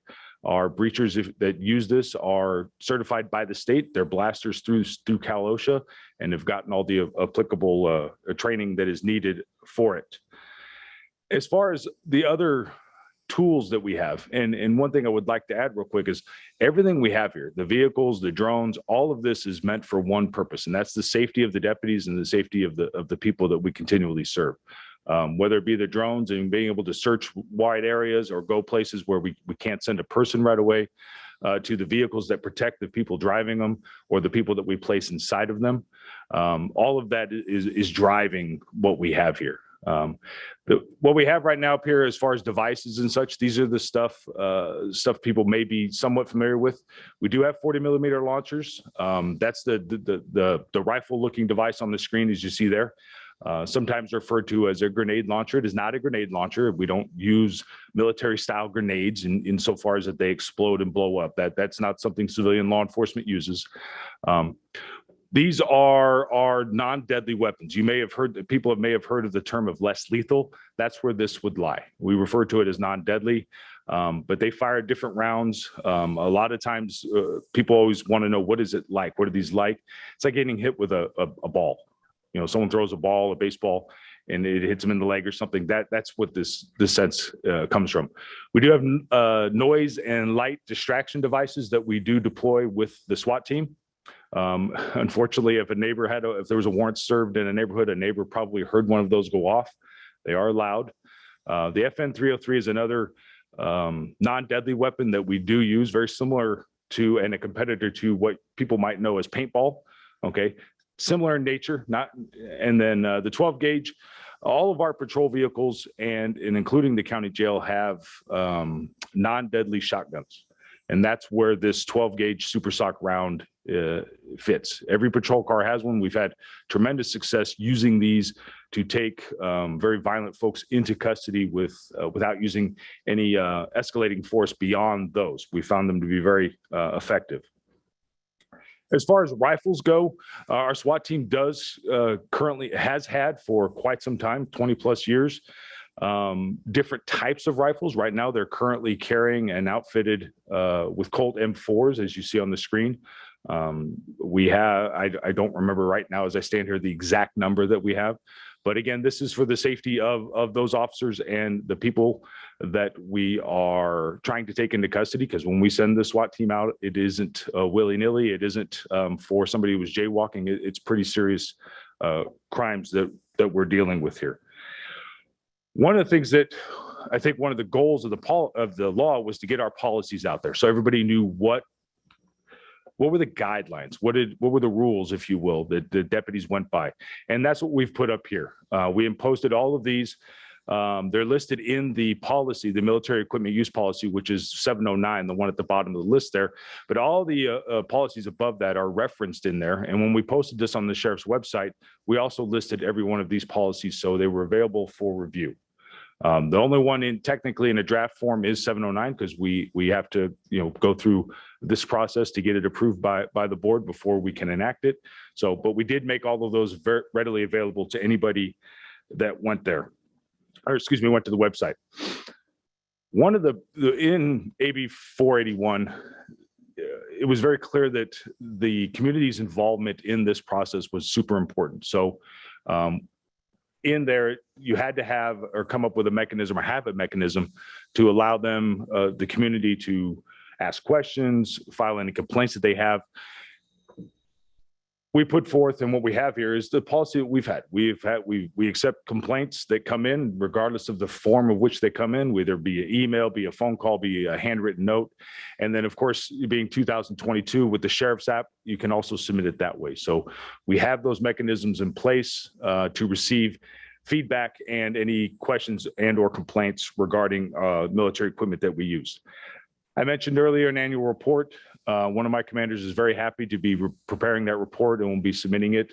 We'll be on the year or a year from when we from today. So May of 23, we'll be coming back to the board to present that annual report of what we did use, any changes that might go on, anything else that we might be looking for. So with that, I am open and happy to answer anybody's questions. Thank you for your presentation.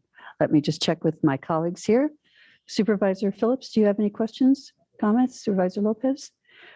Supervisor Wendy Rudasky, you have your hand up. Thank you. I do have a couple questions, so I'll do them one at a time. To start with, do all of our local cities and neighboring counties participate in the acquisition of military equipment? And are there any local jurisdictions who have chosen not to participate in the military equipment acquisition programming? Supervisor, I don't know the exact question. I know most of the neighboring agencies have gone through this process that we're going through today. But as far as what they have or what they don't have or are looking for, I don't know the answer to that question.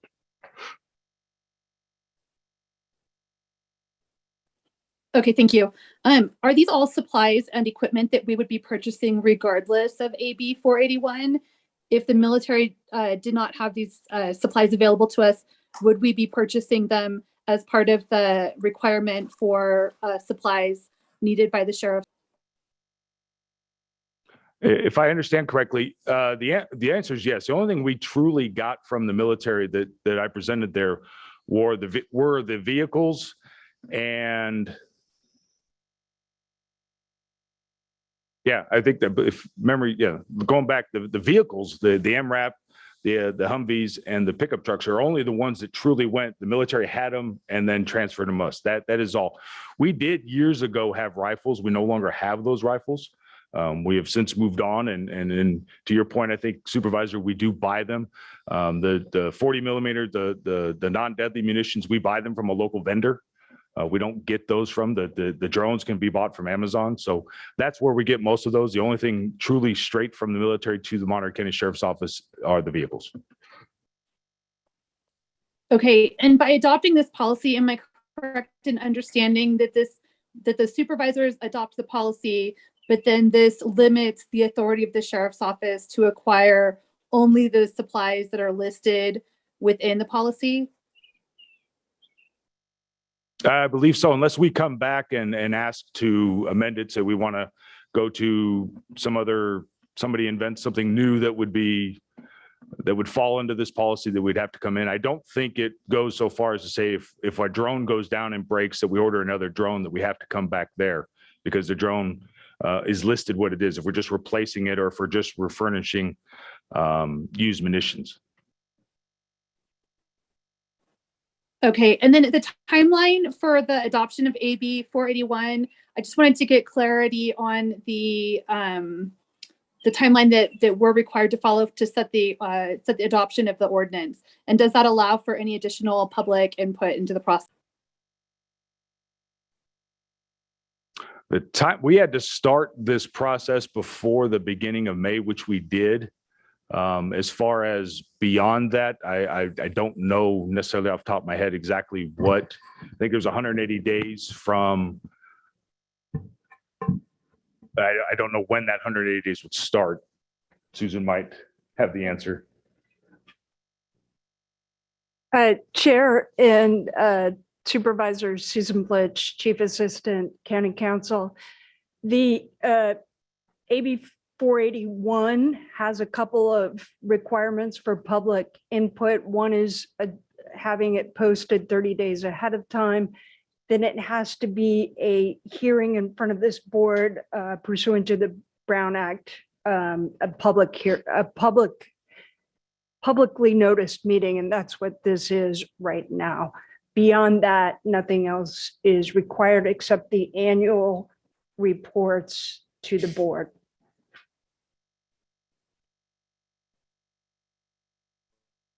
Okay, thank you for the answers to my questions. I appreciate it. Thank you, Supervisor Rudescu. Supervisor Alejo. Thank you very much for the presentation and for this first effort to provide this transparent report to the public. So I appreciate it from the Sheriff's Department. It looks like most of these items is what the Sheriff's Department has already had for some time and is simply disclosing it under this new law. Is that correct? I think the only thing new you mentioned is that the Sheriff's Department may be seeking to obtain a fixed wing drone, but everything else is inventory already in stock, right? Supervisor, that's correct. The vast majority of the stuff that you see in that policy, we've had for probably close to 20 years. The newest thing on there, if you will, would be the drones. Okay, great. And because there's a lot of items listed here, some I just was unfamiliar and I don't think they were part of the slide there. But if you could just briefly describe just three of them, because the other ones I think you already explained. One is that, I don't know if I'm pronouncing this right, the speed dash heat device continuous discharge. The second was the MK9 stream aerosol. And the third is the less lethal launcher, the FN303. It's a lethal launcher that bridges the gaps between firearms and traditional impact, chemical, or electrico-muscular disruption devices, a 15-round magazine. For the public, some of those are, I know you all are very familiar with these, but with their titles, they don't seem to, it's hard for the public to understand what are those items. Sure. And for clarity, I'll go in reverse order. Okay. Yeah, great. The FN303, I mentioned it a little while ago, is a competitor in the market that people would be familiar with is a paintball gun. You see paintballs. It's very similar to that. Some differences on the technical aspect. They are competitors, if you will, in the non-deadly weapon market. But we got those FN303s and Supervisor Rudescu, I'm going to go back and revise what I said. The vehicles we also did get those FN303s now that I think about it a little bit more. But that is meant to bridge those and what people, again, would be familiar with are paintball guns. Very, very, very, very similar. Okay. The MK9 is OC. Everybody's familiar with pepper spray. It's just a larger version of everybody's familiar with what you see deputies or police officers walking around on their belt, the smaller can. The MK9 is simply a bigger version of it. same chemicals, just more. And then what I'm going to do is ask Sergeant Mendoza from the Sheriff's Office to come up and explain that that first round that we had. Supervisor, which round was it again? I think it was called this, I don't know, speed dash sheet devices. You know what he's talking, okay. Hello, everyone. Sergeant Matt Mendoza with the Sheriff's Office. Yeah, the speed heat round refers to a CS gas round that we utilize with our SWAT team when necessary. So it's a chemical agent. And how, what does that look like? Is it similar to the pepper spray equipment, or how does that work? It's a handheld device that is thrown, and the irritant that comes out, yes, is very, very similar to pepper spray. It's just an aerial area. We put it into rooms a lot to make the room uncomfortable, which may sound like a negative thing, but what that does is make rooms uncomfortable. People don't want to stay there. They're more inclined to come out, and that's what we use them for, to have people leave areas. Okay, got it. Yeah, and I think people have seen that before, and people are barricaded in the room. Okay, well that helps us understand that, and I appreciate the Sheriff Department coming forward and providing this to the public. And this is the first time I think we've seen it, so it's new to us, but we appreciate getting the information. Thank you. Thank you, Supervisor Alejo. I have a few questions as well. While you were developing this policy, did you sort of confer with other counties so that we would know how the other counties are preparing their policies as well, particularly in our sort of tri-county region? Yeah, we worked with each other to see what they have. And one thing, thank you for the question, first of all, but second, one thing we did realize is the vast majority of law enforcement agencies, both in our neighboring and throughout the state, have almost exactly the same equipment. And they're presenting a very similar policy, very similar uses, and very similar policies. That was my second question. Do you know if how our equipment compares with the others? So quite similar. Very similar, very similar, Great. very much an industry standard.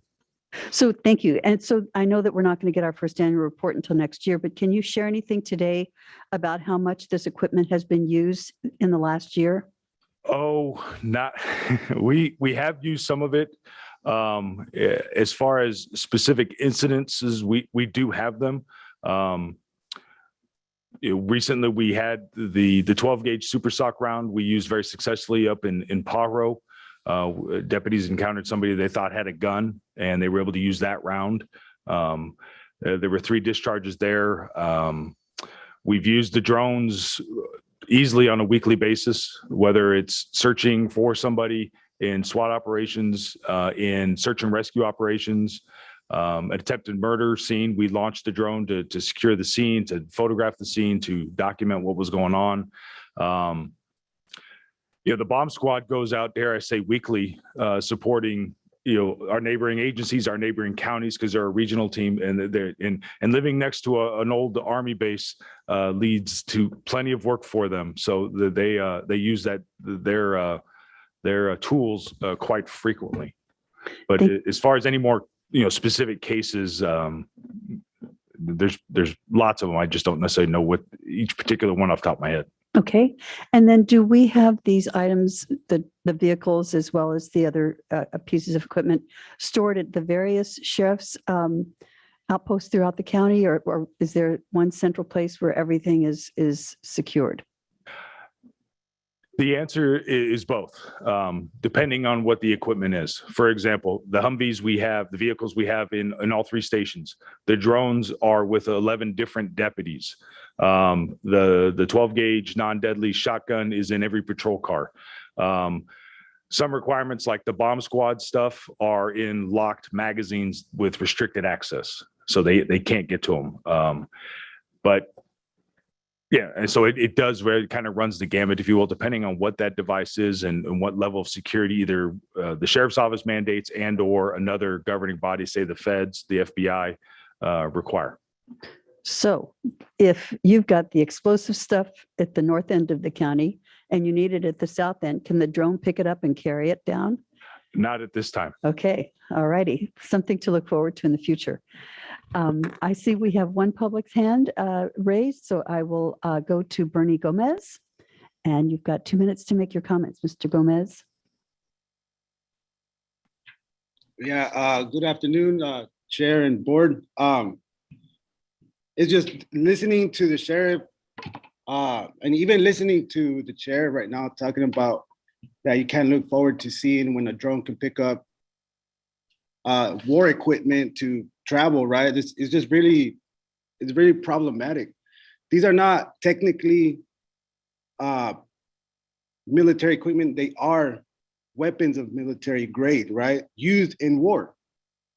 They are also used to intimidate people, right? Show of force, you know, all those things. I could go on, but to talk about the ordinance, I think this ordinance also provides the checks and balances from the board to its sheriff, you know, and predominantly here in Monterey County, we know that these two, the county and this department they're been at each other's necks, or the sheriff's been not willing to cooperate.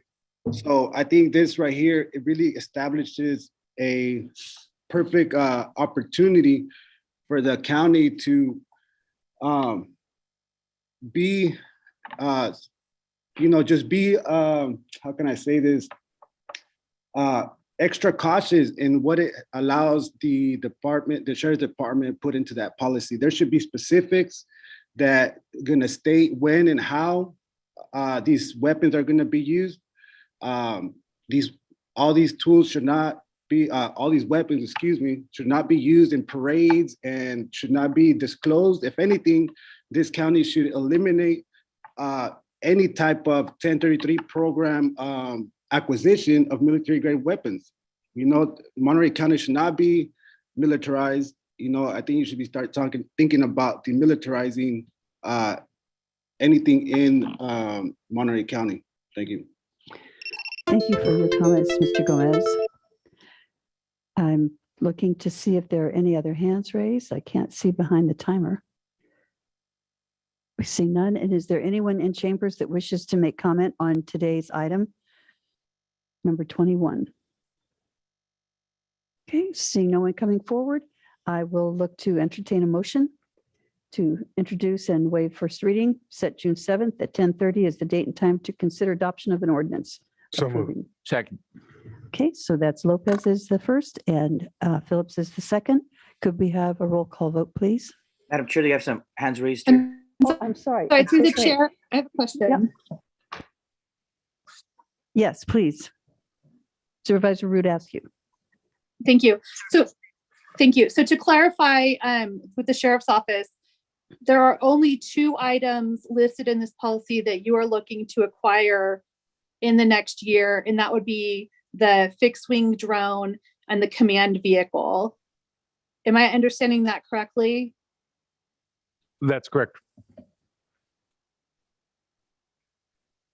And so the sheriff, so the sheriff's office is not looking to acquire any of these other equipment. However, by adopting this policy, the board gives authority to the sheriff's office to pursue acquisition of anything listed in this policy.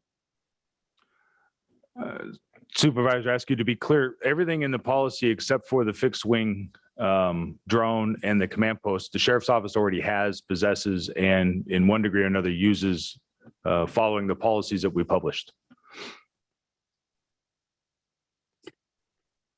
Okay, so is there a way that this policy could be adopted by the board, limiting the opportunity for acquisition to the 2 items that are specifically listed?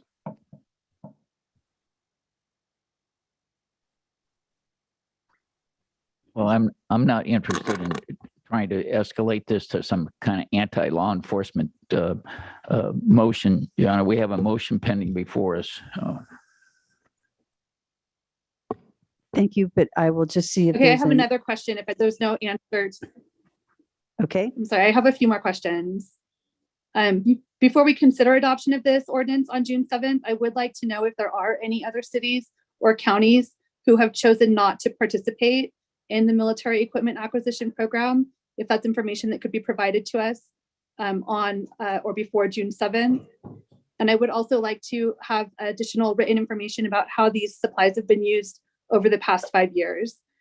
I didn't see the sheriff's office Facebook post back in April, but I think it would also be appropriate to request additional information posted for the public so that they have opportunity to provide input and feedback for us. Supervisor, I can Thank add you. one thing. We did speak to all of our other agencies in Monterey County, Santa Cruz County, San Bernardino County, and they've all gone through this process, and at least through this hearing with them, they've all adopted the policy that we've put forward, or very similar policies. So Supervisor Askew, I do want to make one clarification. I think there's a misunderstanding about the fact that this equipment or most of this equipment is acquired from the military. Under AB 481, it is defined as military equipment, even if it is standard equipment that has traditionally been used by law enforcement. So a majority of the equipment is not actually being acquired from the military, if that helps. I will also say that as part of County Council's work on it, we did talk to most of the county jurisdictions, and they all, as Chief Thornburg indicated, have very similar policies and procedures. And I'm not aware of any county right now where the policies were rejected. Thank you, Madam Council. Supervisor Rudaski, do you have any other questions or comments? No further questions. Thank you. Thank you very much. Supervisor Alejo? Yes, I did want to just add that under the new law, this will be a regular annual part of our process here to review the use, the equipment. So in that sense, in terms of the community comments, I think that's a good thing. I know other communities, this was a more controversial issue based on the equipment that their departments were going to get, and that's what's, I think, spurred this law. But I know it's not only counties, but cities. The city of Salinas is going through this as well. They were short a council member to be able to make a vote the other day, but it's coming back. But so it's not only counties, but it's also city councils as well that are all having to do this under this new statute. But I would point out one, that there hasn't been any examples or high-profile publicized incidents that concern me, that I could say that this equipment was some concern anytime in the last, at least since I've been supervisor in the last 6 years. I know some of this equipment is critical. For example, when a child was swept out to sea in Moss Landing, that drone was used to try to find the child or find his body. So it's in a lot of these really drastic situations where you have to really move quickly and use your technology to try to save lives. And I agree that where the use of the term military equipment is not inaccurate. Some of this equipment, I think, is critical to try to save lives and is used in a variety of ways. And so I feel better about it, but that this will be just part of our ongoing process to review this policy and review the equipment that comes in for the use of the Sheriff's Department. But the fact that almost all of this is all equipment that we've already had in possession and in use for numerous years now makes me feel better about it moving forward. Thank you. Thank you, Supervisor Alejo, for that clarification. Very much appreciated. Are there any other comments from the board?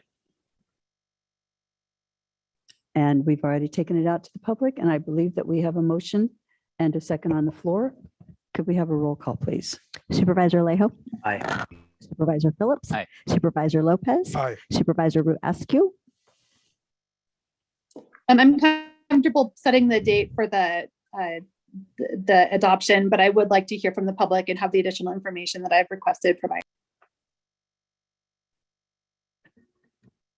So I'm sorry, Supervisor Rudaski. Could you please clarify what it is that you're asking? Yes, I'm requesting that we have clarification that the only two items that the Sheriff's Office is looking to secure this year would be a fixed wing drone and a command vehicle. I'd like to have that written into the staff report.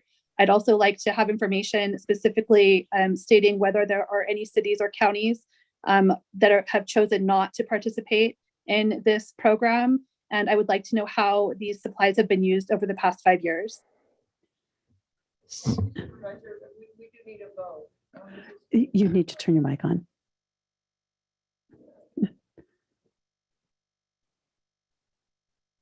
This is Janet Holmes, Assistant County Counsel. We do need a vote. We didn't hear your vote. Supervisor Rudascu, thank you for your comments, but we didn't hear your vote. Yep, it was a yes to schedule the adoption date. Thank you so much. I appreciate it. Thank you. And Chair Supervisor Adams. Aye. Thank you. With that, that motion passes 5-0. And we will close that item and move on to item 22. And item 22 is to introduce, waive first reading, and set June 21st at 10:30 a.m. As the date and time to consider adoption of an ordinance amending Chapter 10.60 of the Monterey County Code to modify regulations for the control of nighttime noise and enforcement mechanisms of the chapter. And I believe that we have Director Lundquist here to walk us through this. Thank you, Chair Adams, members of the board, staff, and public. Eric Lundquist, Housing and Community Development Director. This matters regarding our existing and proposed noise control regulations that are codified at Chapter 10.60 of the Monterey County Code. Based on a referral that we received from Supervisor Phillips, 2015.15.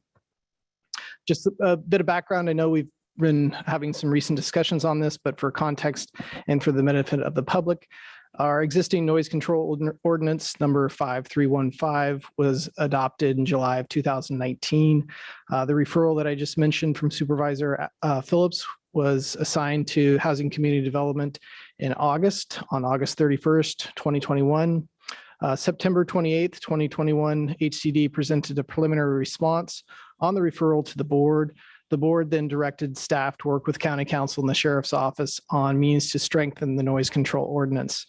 On February 8th, HCD presented its initial recommendations regarding amendments to the noise control ordinance focused on elements brought up by Supervisor Phillips and others during the conversations with County Counsel's Office and the Sheriff's Department. At that meeting, the HCD received direction from the board to present some further refinements. We did that May 10th of 2021, and a very good discussion regarding our initial recommendations. The board further suggested additional refinements, and you're hearing those today. And just again, for context, our existing regulations is primarily focused around the nighttime noise, which the existing regulations indicate the nighttime hours between 9 p.m. and 7 a.m. and plainly audible from 50 feet from the noise source. At those decibel readings, the 45 equivalent A-rated is an averaging over that period, and the maximum dBA 65 is a moment in time at that decibel reading. The Sheriff's Office currently regulates the noise control ordinance with the assistance of HCD. And again, the existing regulations do prohibit any exceedance of 85 decibels at any time, nighttime or daytime, at 50 feet from the noise source. As I just mentioned, the Sheriff's Department currently regulates, and as such, this ordinance was crafted with that in mind. And as a result, the first violation is an infraction punishable by $250, with the second violation within a 24-hour period is a misdemeanor punishable up to $1,000 or 6 months in jail or fine, or both fine and imprisonment. As I mentioned, the current structure of the ordinance, implementation of the ordinance, is sheriff responds, forwards violations or potential violations to HCD, where we then proceed forward with enforcement of those violations when found to be. This ordinance helps to correct that by removing the infractions and misdemeanors, which was original direction by the board. And that was discussed at February 8th, in addition to focusing on the inclusion of a definition for amplified noise sources and to revisit the nighttime hours. Following that discussion and then following the discussion on May 10th, where we received board direction, the board direction on May 10th was to maintain the nighttime hours from 9 p.m. to 7 a.m., retain staff's proposal to include a definition and provisions for amplified noise, and then to revisit the civil penalties and add a provision for warnings, and then bring back recommendations for unruly gatherings. Due to the compressed time from May 10th to today's hearing, staff did not have adequate time to really gather the information necessary to put together any formal recommendations regarding unruly gatherings, and are only focusing on the noise control ordinance right now and the amendments as the board has previously discussed and considered and provided direction upon. This is, again, a lot of words here, but this really the focus of the changes that we're bringing back in front of the board for consideration today, as I just mentioned, was the keeping of the nighttime hours, the keeping of the amplified noise definitions and the provisions for such, but then to also include language for the warnings. As you see there in bold, there's a verbal warning will be issued upon response by the enforcement officer within a 24-hour period. After that warning is given within that 24-hour period, if the enforcement officer is called out, we will then issue the first violation at a fine of $500. If we're called out within that same 24-hour period, the second violation is up to $1,000. Again, within a 24-hour period, if we're called, it will be up to $2,000. So those are the provisions that you haven't considered and are considering those recommendations from staff today. We looked at other ordinances throughout the county. In your packet is the City of Salinas Noise Control Ordinance and the City of Soledad's Noise Control Ordinance. And all of the jurisdictions have similar ordinance. I gave you those two because it shows that each one is subtly different. Soledad focuses on the more criminal enforcement, the infractions, the misdemeanors, whereas the City of Salinas focuses on the civil penalties. And so we have about an even split between the jurisdictions within the county. We took that a step further and looked at the penalties associated with each jurisdiction. Each jurisdiction, again, has some differences. Some of those penalties are actually codified within their ordinances. Some are contained in a separate resolution that then can be adjusted either based on inflation or based on when those particular cities bring back their fee schedules for consideration by their legislative bodies. In looking at all of those, although they're slightly less than what I'm presenting here on behalf of HCD today, they do not necessarily have a warning codified within their regulations. And so my thought was in bringing back these regulations is since we're issuing a warning, then we have an elevated fee because that implies that they already know that they're in violation of the existing ordinance and that they're just, for lack of a better word, thumbing their nose at the regulations. And so then the penalties would apply. That with one other thing to say, and I'll conclude, is that we removed all the provisions for infractions and misdemeanors within this regulations. This then becomes an administrative citation process that will be administered and implemented by the Housing and Community Development Department. And with that said, we are recommending that the board set the June 24th for consideration adoption of the ordinance amending Chapter 10.60 of the Monterey County Code and find that the ordinance is exempt from the California Environmental Quality Act or provide further direction to staff as appropriate. Thank you. Thank you very much, Mr. Lundquist. I just have one quick question at the very beginning.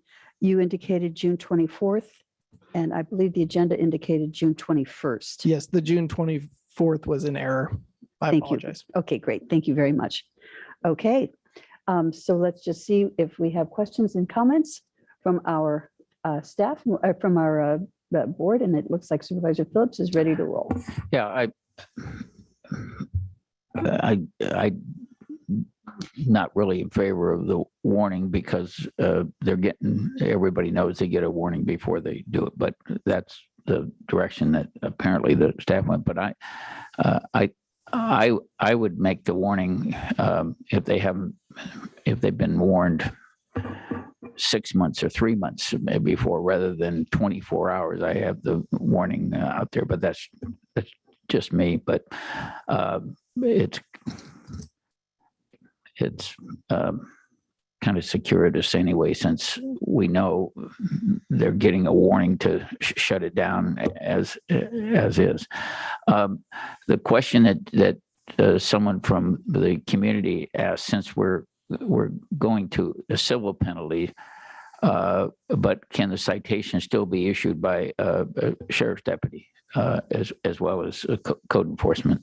Yeah, I may have to look to county counsel's office, but what I understand from speaking with them is that yes, under a violation of the municipal code, a misdemeanor can be applied to anything in violation of the ordinance. Because we're not going to be able to, in my opinion, eliminate the sheriff's department from the equation, because if your people are going out and, like we said, you have a party that's raging on and you got 150 people there issuing a citation, you can't have some consequences, and they're not always good ones. So thank you. And through the chair, this is Kelly Donlin. I can address Supervisor Phillips' question. Any violation of the county code is a misdemeanor, so that would be an option for the sheriff to pursue if necessary. Thank you, Ms. Donlin. Okay, and I see we have Supervisor Alejo's hand raised.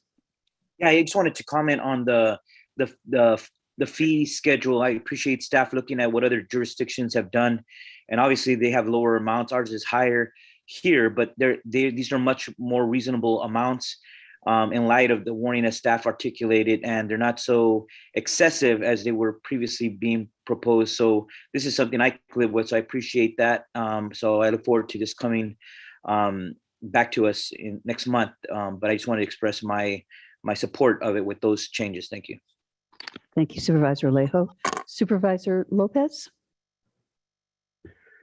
Every time this comes up, I feel a need just to remind folks that the county's responsibility is to respond, whether that's through our agency that we're talking about or through the sheriff's office. And nobody should ever feel the need to be the one to confront the noisemaker. That we have that role. Please use the appropriate functions. I know we're seeing a lot more of sort of the folks feeling deputized within the community, and that is dangerous. So just wanted to state that as I continue to see the back and forth on social media. Thank you, Madam Chair. Thank you. Supervisor Rudasky, have your questions or comments at this time? No questions or comments, only that I look forward to continuing the conversation about unruly parties and how we manage those. Thank you very much. Thank you, which leads to my comments as well. I really appreciate the staff being able to turn this around so quickly. And I understand that you weren't able to address the questions that we raised about gatherings last time, but we'll look forward to having staff work on improving the regulations for special events and or unruly gatherings, which are separate but related to the noise ordinance. I know that we've had a number of deliberations on this, and at this point, I believe that what is before us today represents a compromise that I think people can live with. So with that thought, I think, are there any members of the board that wish to make any more comments before I go out to the public? Okay, seeing none, I will go to the public and see if there's anyone that wishes to comment. First in chambers. Is there anyone present who would like to make a comment on this item? Seeing none, and then I see I have 3 people who are ready to make comments. And the first person is Yvette, I-V-E-T-T-E. And you have 2 minutes to make your comments. And Thank you, Madam Chair. Muted. Thank you. Thank you. I want to speak to the warning. I agree with Supervisor Phillips that a warning is in 24 hours is ineffective when getting an officer to come out to the party, even that one time, is difficult enough. Expecting that an officer is going to then return again and then yet return again is really a misuse of their time.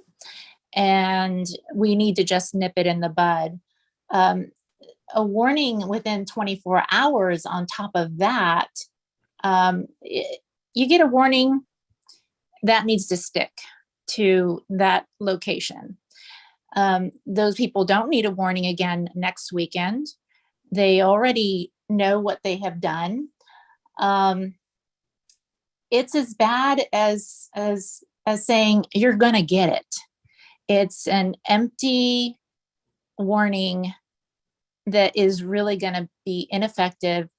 And we are already seeing what the deputies do today is give a warning, give a warning, give a warning. So really this amendment is not getting us anywhere if you keep that warning in place. I'd like to see warnings come out and no reduction at all in the fines to try to accommodate lesser fines. I understand that the need to lower it to accommodate that, but no reduction whatsoever. Let's get rid of the warning out of this equation. Thank you. Thank you very much for your thoughtful comments. And I cannot see our participants. There we go. The next person is Leslie Noble. Leslie, you've got 2 minutes for your comments.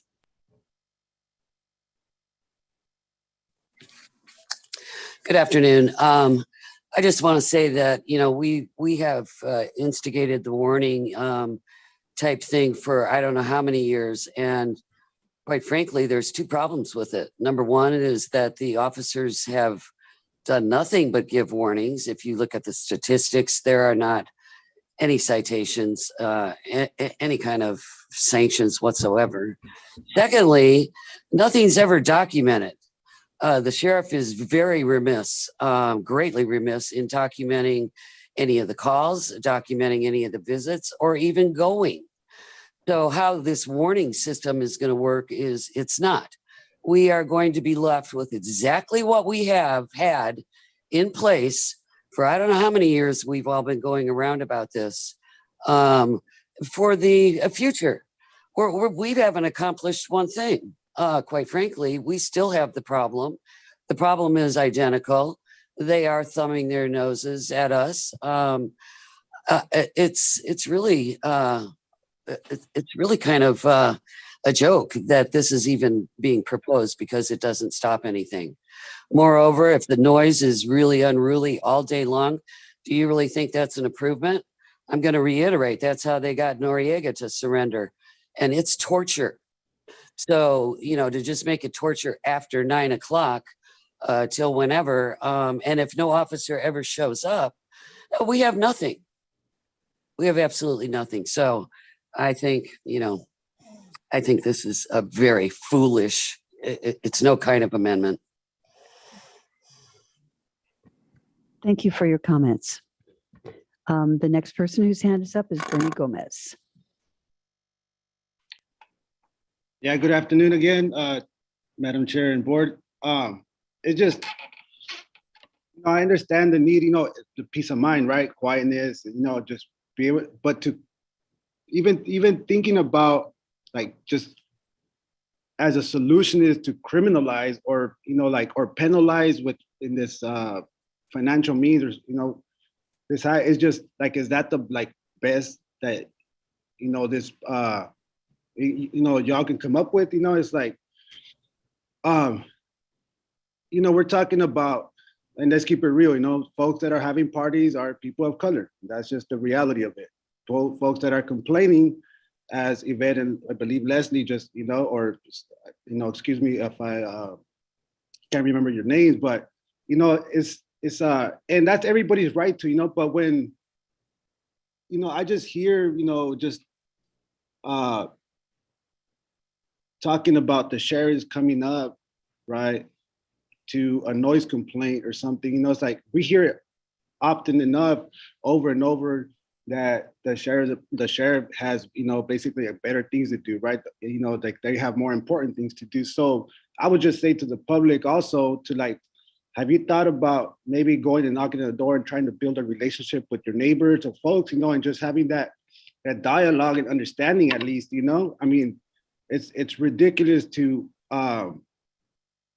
just put everything, like all your eggs in a department, right? That's already stretched thin enough, that has probably better things to do, so, and I hope that me speaking on this subject is that it's not considered, or I'm not considered that I'm an anti-noise ordinance, right? So again, thank you for your time. Thank you very much, Mr. Gomez. The next person we have is someone whose phone ends in the numbers 833. And you can press *6 to unmute yourself.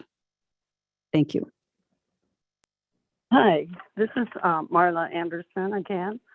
And the noise ordinance still needs qualitative and quantitative criteria that other jurisdictions have. Enforcement officers have no criteria to help them discern disturbances during daytime hours. Some of these parties start as early as 11 a.m.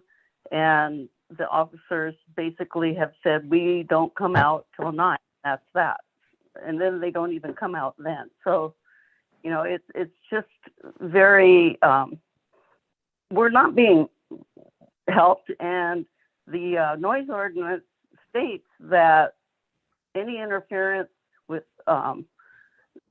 convalescence, concentration, sleep, relaxation, stress, and other stated issues to people of normal sensitivity. Well, most of us, we do have normal sensitivities, but to be honest, the county just doesn't seem to care. So, anyways, let me just move on. Adding the qualitative criteria shown in the Salinas and Soledad ordinances could help. However, providing actual quantitative criteria similar to San Benito and other counties would be more effective in protecting the health, safety, and welfare of county residents. Another point, the staff report under other agency involvement states, HCD coordinates with the Sheriff's Office on noise complaints and compliance matters regarding noise. How will you communicate with us in the community? Have the two new noise officers been hired yet? Is there a transparent and written protocol for how a complaint is received and how it will be coordinated? Thank you for your comments. I'm sorry that your time has expired. Let's see if we have other hands up. I know there were a few hands that were up beforehand, though I am not seeing any hands now. Okay. If you have an interest in making comments, this is the time to do so. And please raise your hand if you choose to. I see we have Supervisor Alejo. Sorry, here we go. Okay, and this person is Nina's mom, 1988. If you would like to press *6 to unmute yourself. And you have 2 minutes. That's interesting. I will correct that. My name is Carolyn Segala Moody. And I am a third proud generation Mexican American. My grandmother came from Mexico, was a cannery worker. My grandfather came from Mexico and was a farm worker until he became a school custodian. What bothers me about this issue is the reference to the fact that it's an us versus them argument. In other words, that culturally it is okay to be rude, loud, and disrespectful of one's neighbors. My family is large. We have had numerous celebrations over the years. We never had 10-foot speakers, skylights, and ear-numbing noise. This ordinance needs to have teeth 24 hours for a warning is a joke. We have had to endure this for years. I like a party like anybody else, but I am also cognizant of my surroundings and respectful of my neighbors. That is the issue to me, and that is how I believe the ordinance should be looked at. Thank you. Thank you very much for your remarks. I see no one coming forward for any additional comments, nor do I see any additional hands raised. So we will go back to the board for wrap-up comments. And I see Supervisor Alejo has his hand raised. Yeah, no, I appreciate the public comments, but I think they exemplify that some will never be happy with whatever we do here. And I think when we do policy at the county level, it's trying to balance different interests, those who want complete silence versus those who want to have family celebrations. And I think it's incorrect to constantly assume that every family gathering is a family bringing 10-foot speakers. I know we brought this up last time. There is those one or two properties that rent their properties for parties. That's why we asked for direction to deal with that different type of problem. But it's not what most of those cases are, which are a lot of family gatherings, working class families. And what's different here about this ordinance is that it's not relying on the sheriff, although they could still enforce the ordinance, the sheriff's department. This, for the first time, is providing staff resources on the civil side under HCD to be able to enforce this revised noise ordinance. So that is significant. That has not been done before. Secondly, the fines are being more than doubled here from what they previously were, but they're not as excessive as was being proposed in our last meeting, but they are being doubled from 250 to 500, and then 1,000 and then 2,000 on that third try. So that is significant. So I think this is one of those issues where we are trying something that has not been done before, and that is significant, and that is not relying on the sheriff's department, which is busy with sometimes with a lot of other things. So I look forward to us approving this and then giving it a try and then reviewing it, see how it's working down the road. But I think it will have its intended effect by trying this new enforcement mechanism on the civil side. Thank you. Thank you. Are there any other board members who wish to make comment? Supervisor Phillips? Yeah, I agree with my constituents that were articulated in some of the calls that I don't think this has enough teeth in it, especially the 24-hour advisory notice. But this is better than we had before. And so this is what the direction we had to go to have a majority in favor of it. So I will support it. Thank you. Thank you. So my comment is I also heard the voices of the public, and I just want to have a question for you, Mr. Lundquist. When do you think that we will be able to have an ordinance, returning with an ordinance that does deal with the quote unruly gatherings or the big special events? Because I agree that I think that's where most of the problems are, I believe, from what we were hearing from the people who came in and spoke today. Would it be sometime, what could we give us some hope here? Yeah, thank you, Supervisor Adams. I think with the budget hearings coming up in July, perhaps we look at the first part of August to bring a discussion item back in front of the board for consideration and direction. And that wouldn't be recommendations, but that would be to have a more robust conversation about some options, some alternatives, and then that would enable us to receive some consensus on the board and some additional direction that then we can come back with post that first initial conversation meeting with some recommendations from staff. And I know that you've got so many priorities that are a lot of them from my district sitting on your desk. So I am thankful that you'll add this, to that stack, because unfortunately, I think so many of them are linked. short-term rentals are linked with the special events, are linked with the unruly gatherings, are linked to the noise ordinance. And it's very difficult, but there's a thread that goes, I think, throughout all of them. Supervisor Lejo, is that a legacy hand? Yes, it is, sorry. Okay. Okay, so is there anyone else that wishes to comment on this before we bring it back to the board, before we take it in for a motion? Seeing none, could I have a motion to approve this? Motion. You've got it. You're making the motion. Yep. Thank you very much. Is there a second to this motion?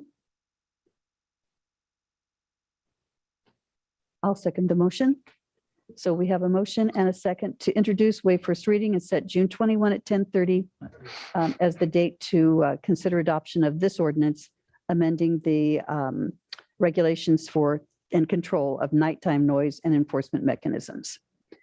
Okay, so could we please have a roll call vote? Supervisor Lejo? Aye. Supervisor Phillips? Aye. Supervisor Lopez? Aye. Supervisor Ruascu? Aye. And Chair Supervisor Adams. Aye. And perhaps something else that we could do with this is check back in and say 3 to 6 months and see how many times we've actually done this. And if it's made any difference to the folks who are suffering from the noise pollution that we've got. Supervisor Adams, may I report back in August when we come with the special event? That sounds like a consideration? fine idea. Great. Thank you. Excellent.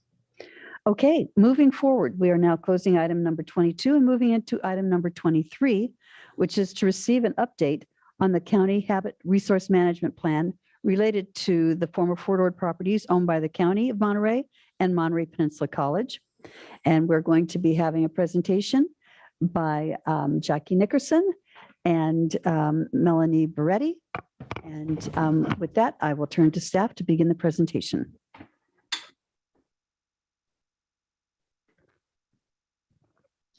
Thank you, supervisors. I would like to just take a minute to introduce my colleague, Jackie Nickerson, who's going to be giving the presentation today with me, largely because we have the opportunity that Jackie actually got to come and give a final presentation before she moves on from the county to pursue her own entrepreneurial opportunities. So I just want to take the opportunity to introduce her. She's been with us for 8 years, has really grown our own from office assistant when she joined to now management analyst too. So just wanted to give kudos and thank yous, and I will hand it over to Jackie for the presentation.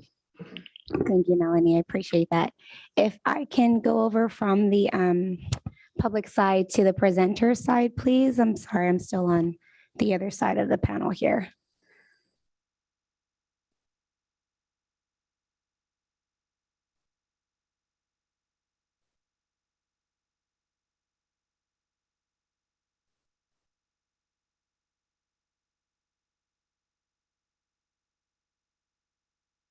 Thank you. And thank you, Melanie. I appreciate that. Again, Jackie Nickerson, Management Analyst with the Housing and Community Development Department, with Melanie Beretti here, Principal Planner, on the line available for questions. We also have Erin Harwain, which is from Denise Duffy and Associates, who is our outside consultant helping us complete the resource management plan, as well as Steve Hagler, Vice President with the Monterey Peninsula College.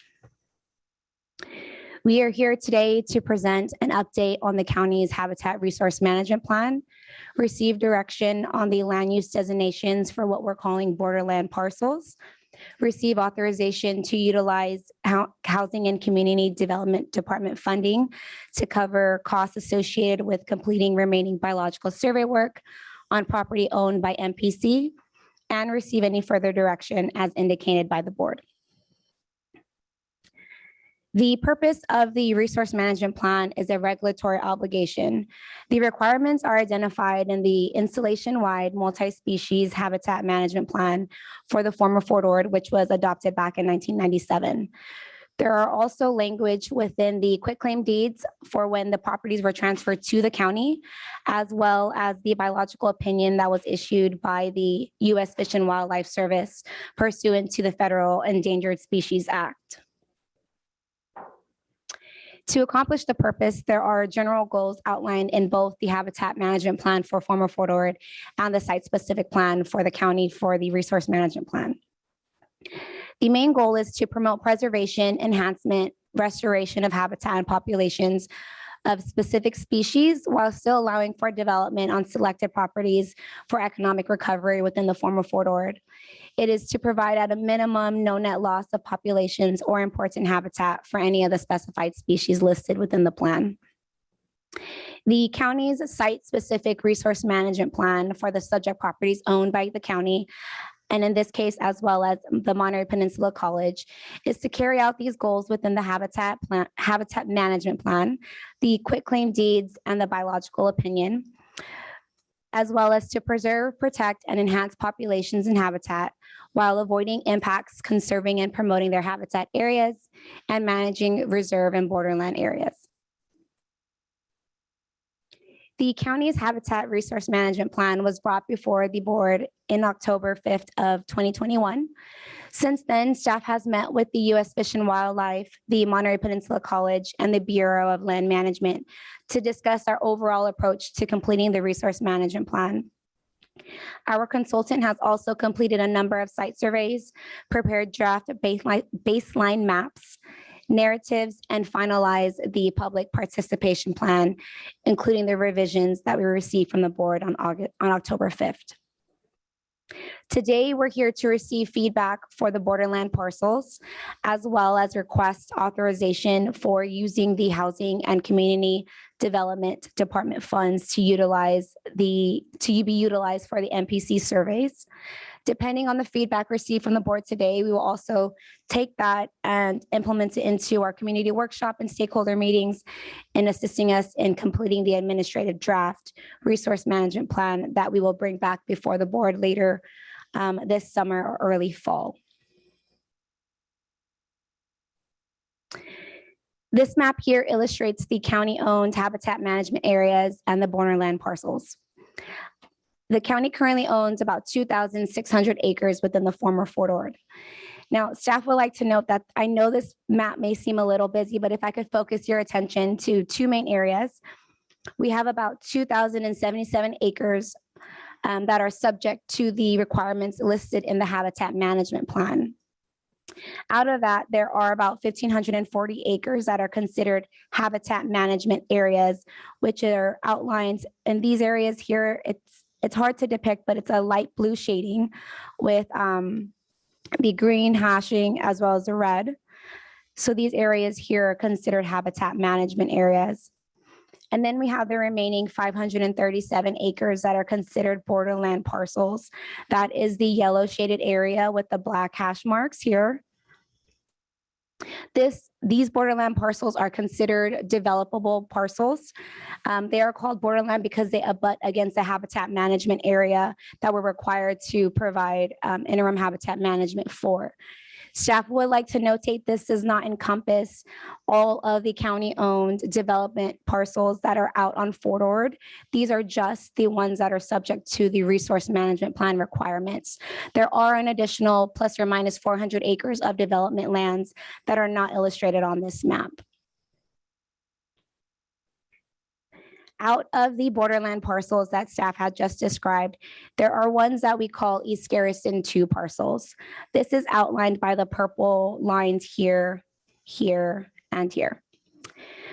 These were considered government purposes and open space recreational land use designations as outlined in the long range property management plan back when the successor agency to the redevelopment agency owned these parcels.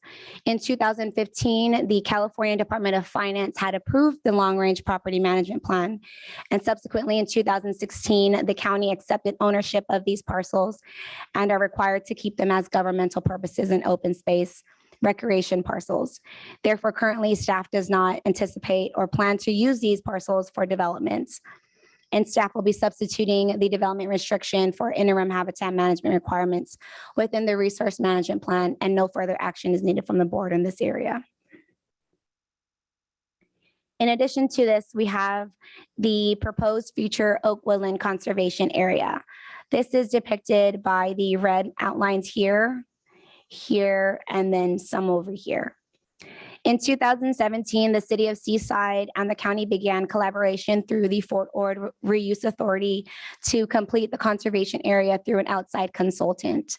In 2020, FORA had dissolved, and the county then assumed the agreement with the existing consultant and the funding to complete the conservation area. This is one of the priorities listed within the fiscal year 2022-2023 5-year long-range planning work program that staff had previously brought before the board back in March. Staff, once the area is completed, staff will substitute development restriction within this area for interim habitat management requirements, and no further action is needed at this time. This leaves the remaining borderland parcels that are not overlined with any color. So that would be here, here, here, and here. It's about plus or minus 340 acres. Staff would like to note that this parcel here down below by the East Garrison 2 parcels is considered the ammo supply that the Monterey County Sheriff Department's bomb squad is currently using.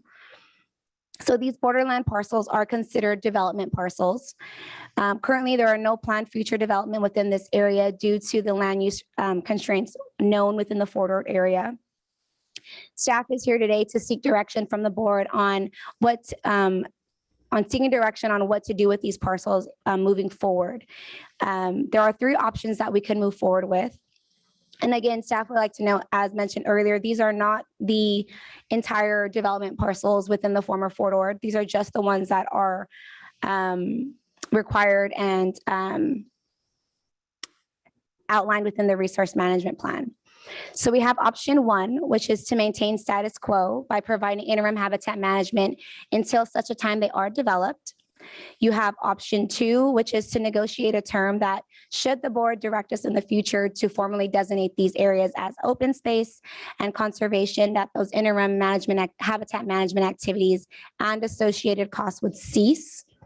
And then you have option 3, which would be for staff to explore formally designating the remaining borderland parcels or portions thereof into open space and conservation, and therefore removing any of the requirements for habitat management activities, as well as the associated cost. The staff would like to know that the Fort Ord master plan does designate these parcels as developable. And if the board does direct us to move into option 2 or 3, staff does recognize that there needs to be work that then will result in changing the Fort Ord master plan. It is within the near future that staff has to bring this plan back to completion. The board did adopt the plan. However, the Fort Ord Reuse Authority, before they had resolved, did not bring a consistency determination to the plan. So staff could then bring those 2 items consecutively together should the board choose one of those options.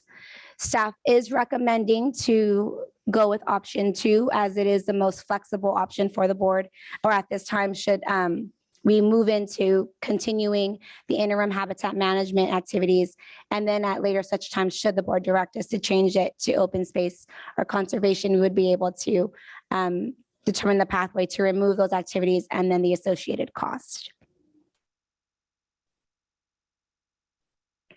And then we're going to move into the Monterey Peninsula College land and funding. Staff has had several meetings with MPC back in late 2021 and early 2022. There has been a number of progress made with MPC.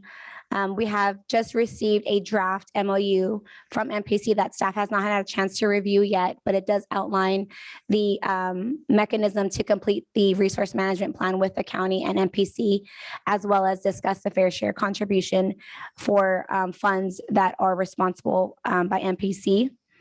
There was a survey completed by MPC for the Monterey County Gilead. There was a time frame for the spring window to be completed, and MPC went ahead and obtained the same consultant that the county has. However, there are still remaining surveys that need to be completed prior to the end of May.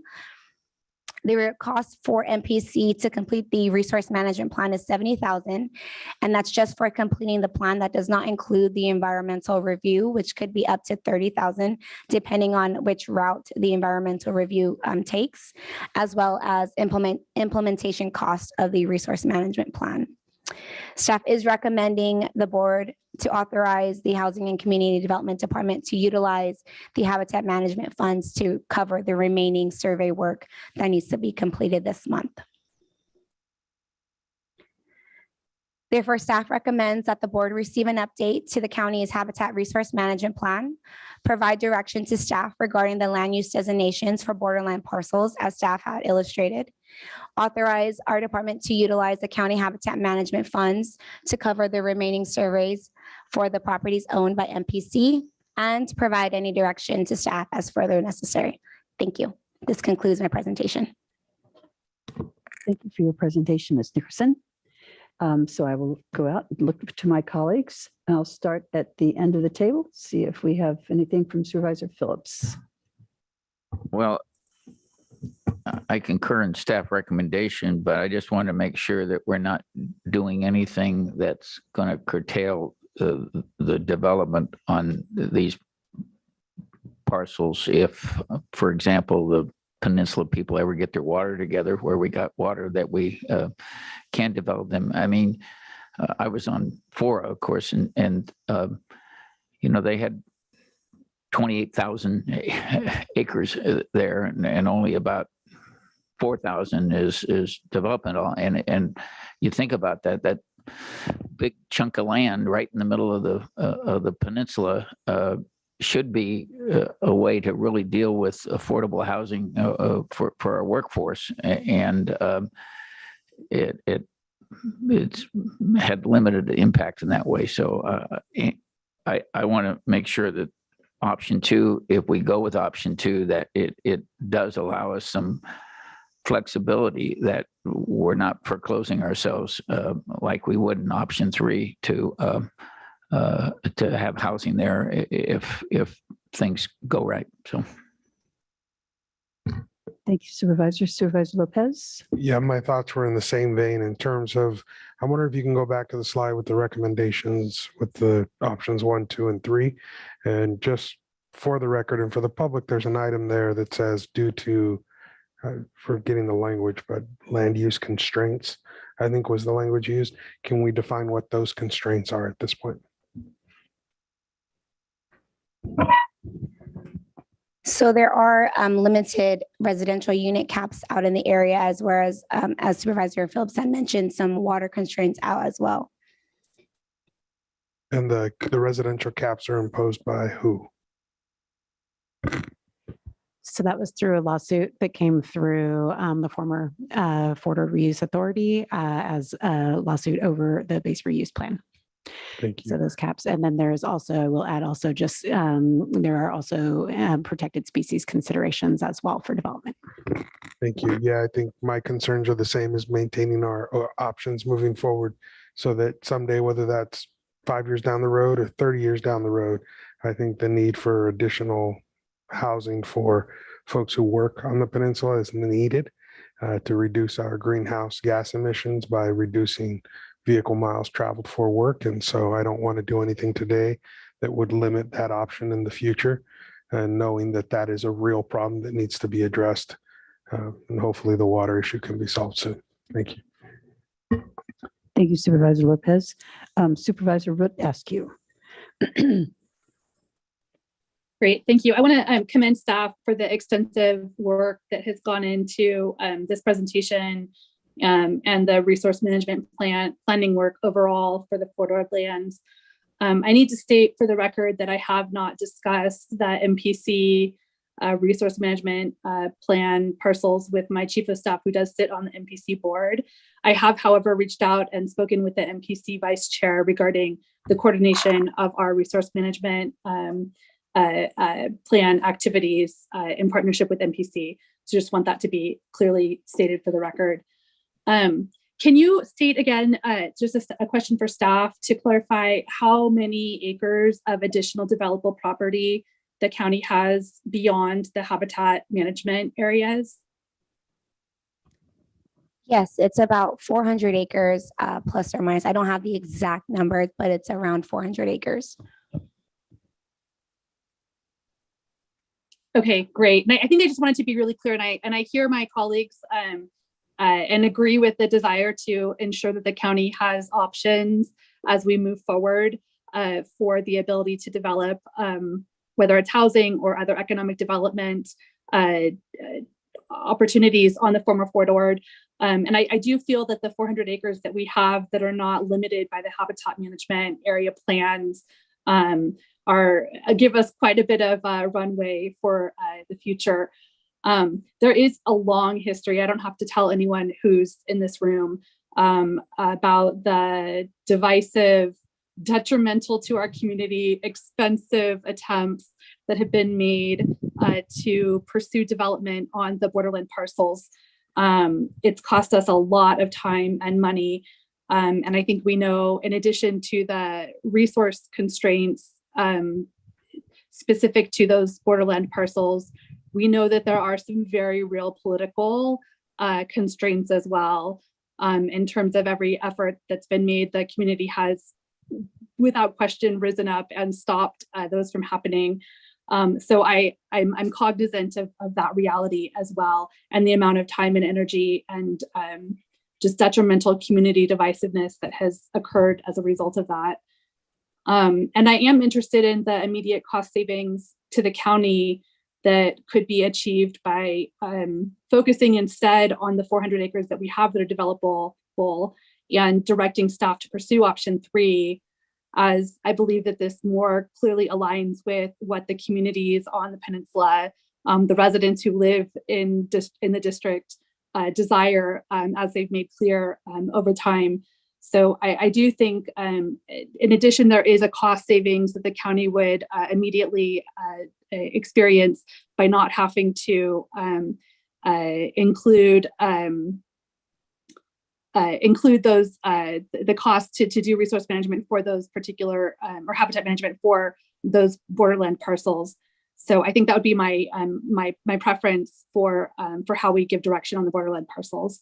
But I mostly just want to really appreciate the work that staff has put into this and the thoughtful consideration that's been given to the realities that we are experiencing on Fort Ord. Thank you, Supervisor Rudascu. And this is in your district. Supervisor Alejo, have you any questions or comments you'd like to make at this point? No, I would just agree with my colleagues, Lopez and Phillips. This is not only a decision about the immediate, but this is about future generations and these resources we have to meet future needs in the county. So I as well wouldn't want to have something that locks out future possibilities. And as we know, a lot of the former Fort Ord has been already placed into conservancy for future generations, but there is some small properties where we have to meet future needs, and I think it's important to preserve those as options for the future and for future members of this board as well. Thank you. Thank you for your comments. So I just have a couple of questions as well, and I'm, just given the constraints identified in the report, is there really any likelihood of development being proposed on these parcels? And what kind of development had been planned for them?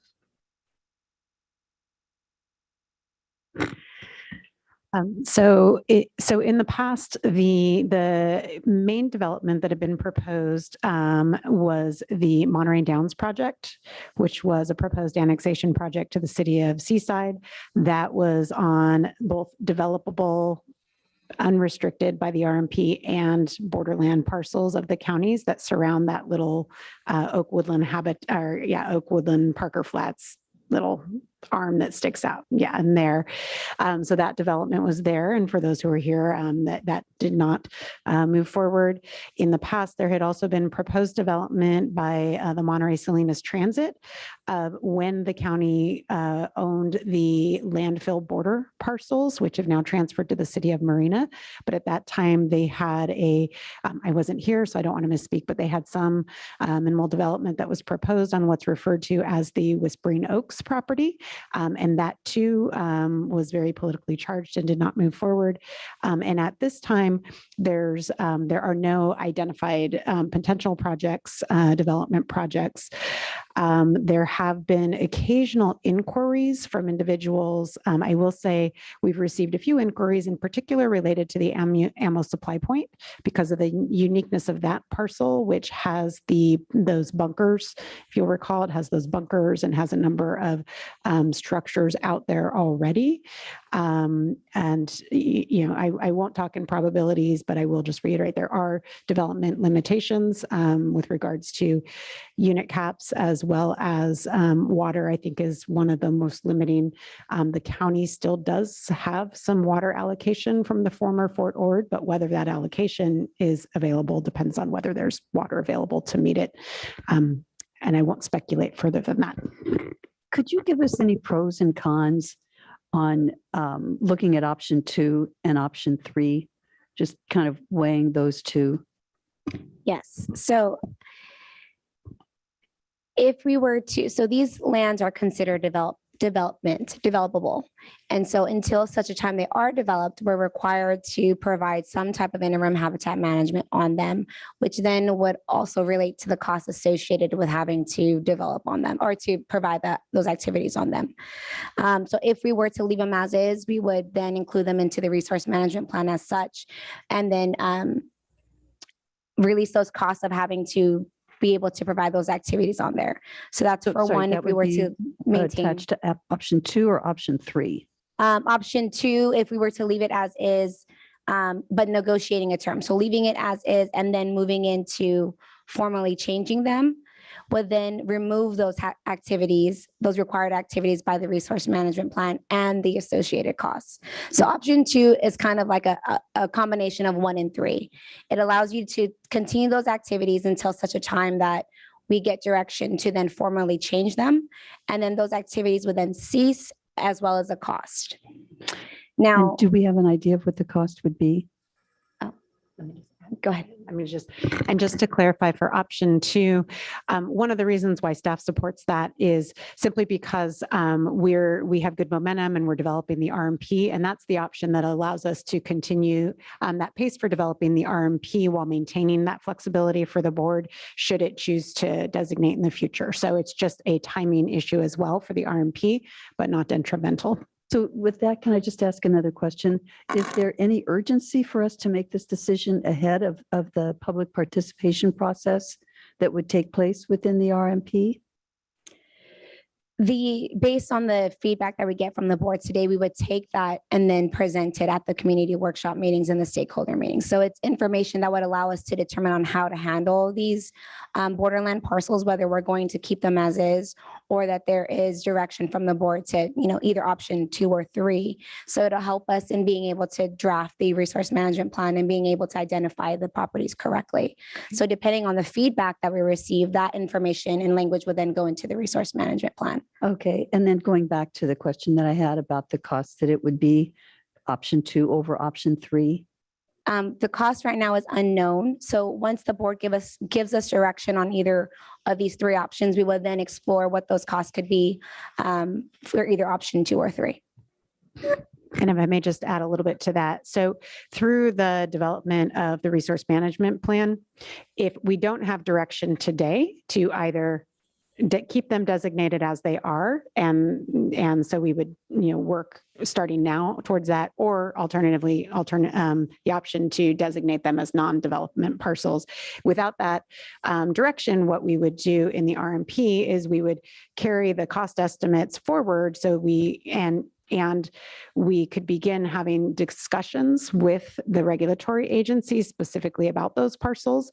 We could get those specific parcel-specific costs for what those RMP activities would be. And then we would have those numbers to then inform based on those actual habitat management cost estimates of what the options would be should you choose to either formally redesignate them and or future redesignate them. So we can certainly carry that if we don't have a firm decision in one direction or the other, we can still advance, and then we would return.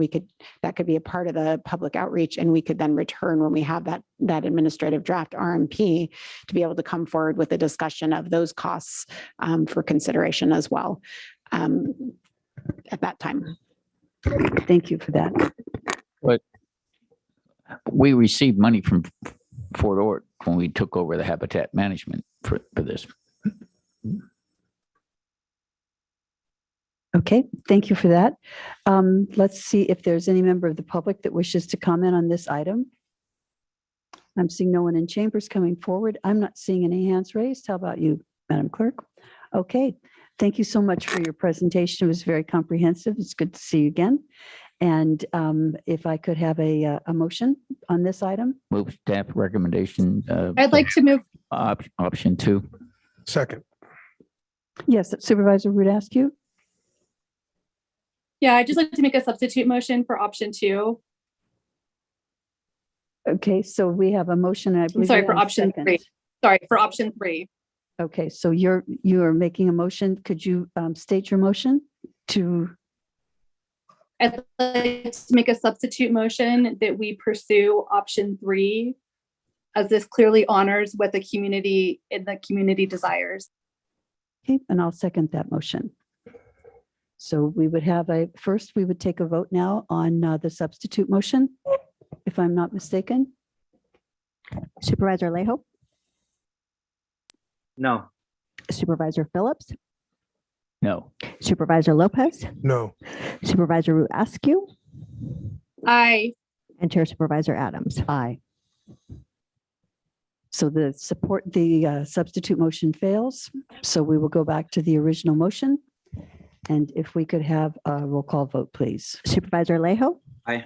Through the Supervisor- chair, could I just, sorry. Aye. The vote taking place already. Yeah. So, if this is in her district, do you want to make a But comment? that has nothing to do with the right procedure. I was going to ask for a friendly amendment to option 2. We already are voting on the motion. And I was going to ask for a friendly amendment to the motion. Could you tell me what the process might be here? Well, if the movement and the second want to allow a friendly amendment, I think we can Could go proceed, ahead. but So I would have to ask the maker of the motion if you would accept a friendly amendment. No.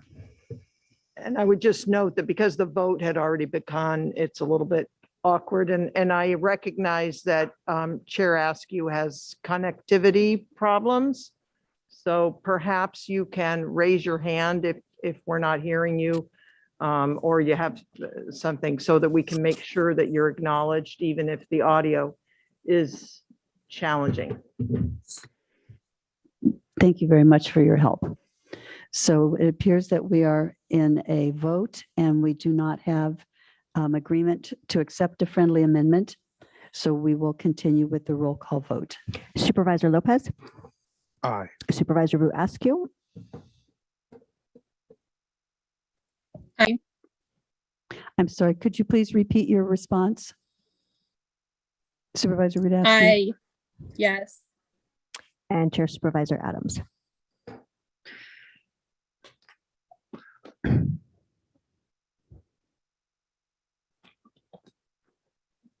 I know it's very nice to have a complete vote, but I still am going to vote no on this. Thank you. So that concludes item 23. If I may, through the chair, just for a point of clarification, we had a lot of discussion about the options, so I did just want to be clear that the motion that supported was also to authorize us to go ahead and commence work on MPC properties. It was included in it, but I wanted to be explicit. Thank you. It was. Option 2 all the way. Thank you. Thanks very much for your presentation. And now we will go on to other board matters, starting with the County Administrative Officer comments. No comments this week, Madam Chair. Thank you. And then we will go to board comments. Again, I'll start with Supervisor Phillips. I pass. Thank you. No comments. Supervisor Root Askew. No comments today. Thank you so much. Thank you, Supervisor Lejo. This is board comments, Madam Chair. Yes, it is. Yeah, first of all, during this meeting, the news broke that 14 children and their one teacher were tragically gunned down. Another incident of gun violence, and that was in Uvalde, Texas. So just sad that we continue to see these tragic incidents take place without Congress acting to better enact gun safety laws and protect our kids from such incidents of mass killings in our community. So I just wanted to express my condolences to their families, and may those children and their teacher rest in peace, and may their community have some healing in this the worst of times. I also wanted just to let the community know that this Thursday I'm having my virtual budget town hall before our budget decisions next week. So this is an opportunity for residents of District 1 in Salinas to join in via Zoom. We'll have bilingual services, and we'll have Ezequiel Vega make a brief presentation, but it's mostly to get public input on some items that the public may want to weigh in on, as they may not be able to participate during work hours at 10:30 in the morning. So I want to invite the public to join us for that. And this weekend is Memorial Day weekend, so want to just express our gratitude for all our veterans who have passed on and who have made the ultimate sacrifice in service to our nation. And as a son of a Vietnam era veteran, it means a lot to me, and I want to thank everyone who puts on the Memorial Day events. I think I'm speaking at the one at the Veterans Cemetery on Monday, and then I will be driving over to the Vietnam Veterans Memorial in Salinas to also join that ceremony as well. So I want to invite the public to let's honor our veterans and their families. And if you could participate in some of the upcoming events, that would be great as well. I know I had one more item, but I can't remember that issue now. But thank you very much, Madam Chair. Okay, if you come up with it before the end, please let me know. Thank you. I'm really excited to announce that there's a 5th District star athlete from Toro Park, Nathan Martorella, who is one of only 300 athletes who's been invited to showcase his talent at the Major League Baseball amateur draft this July.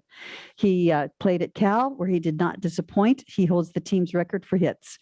Mostly, I just want to make sure that Nathan Martorella knows how proud of him we are in the 5th District and in Monterey County totally. Secondly, I just want to comment that the next quarterly BISMAC meeting, the Big Sur Multi-Agency Advisory Committee, is scheduled for Friday, June 3rd, and we're looking forward to meeting for the first time in 2 years in person at the Big Sur Lodge. So this is going to be a good time for all of us to get together. With that, we will conclude our board comments and see if there is any readout from closed session today. No reportable action. Thank you very much.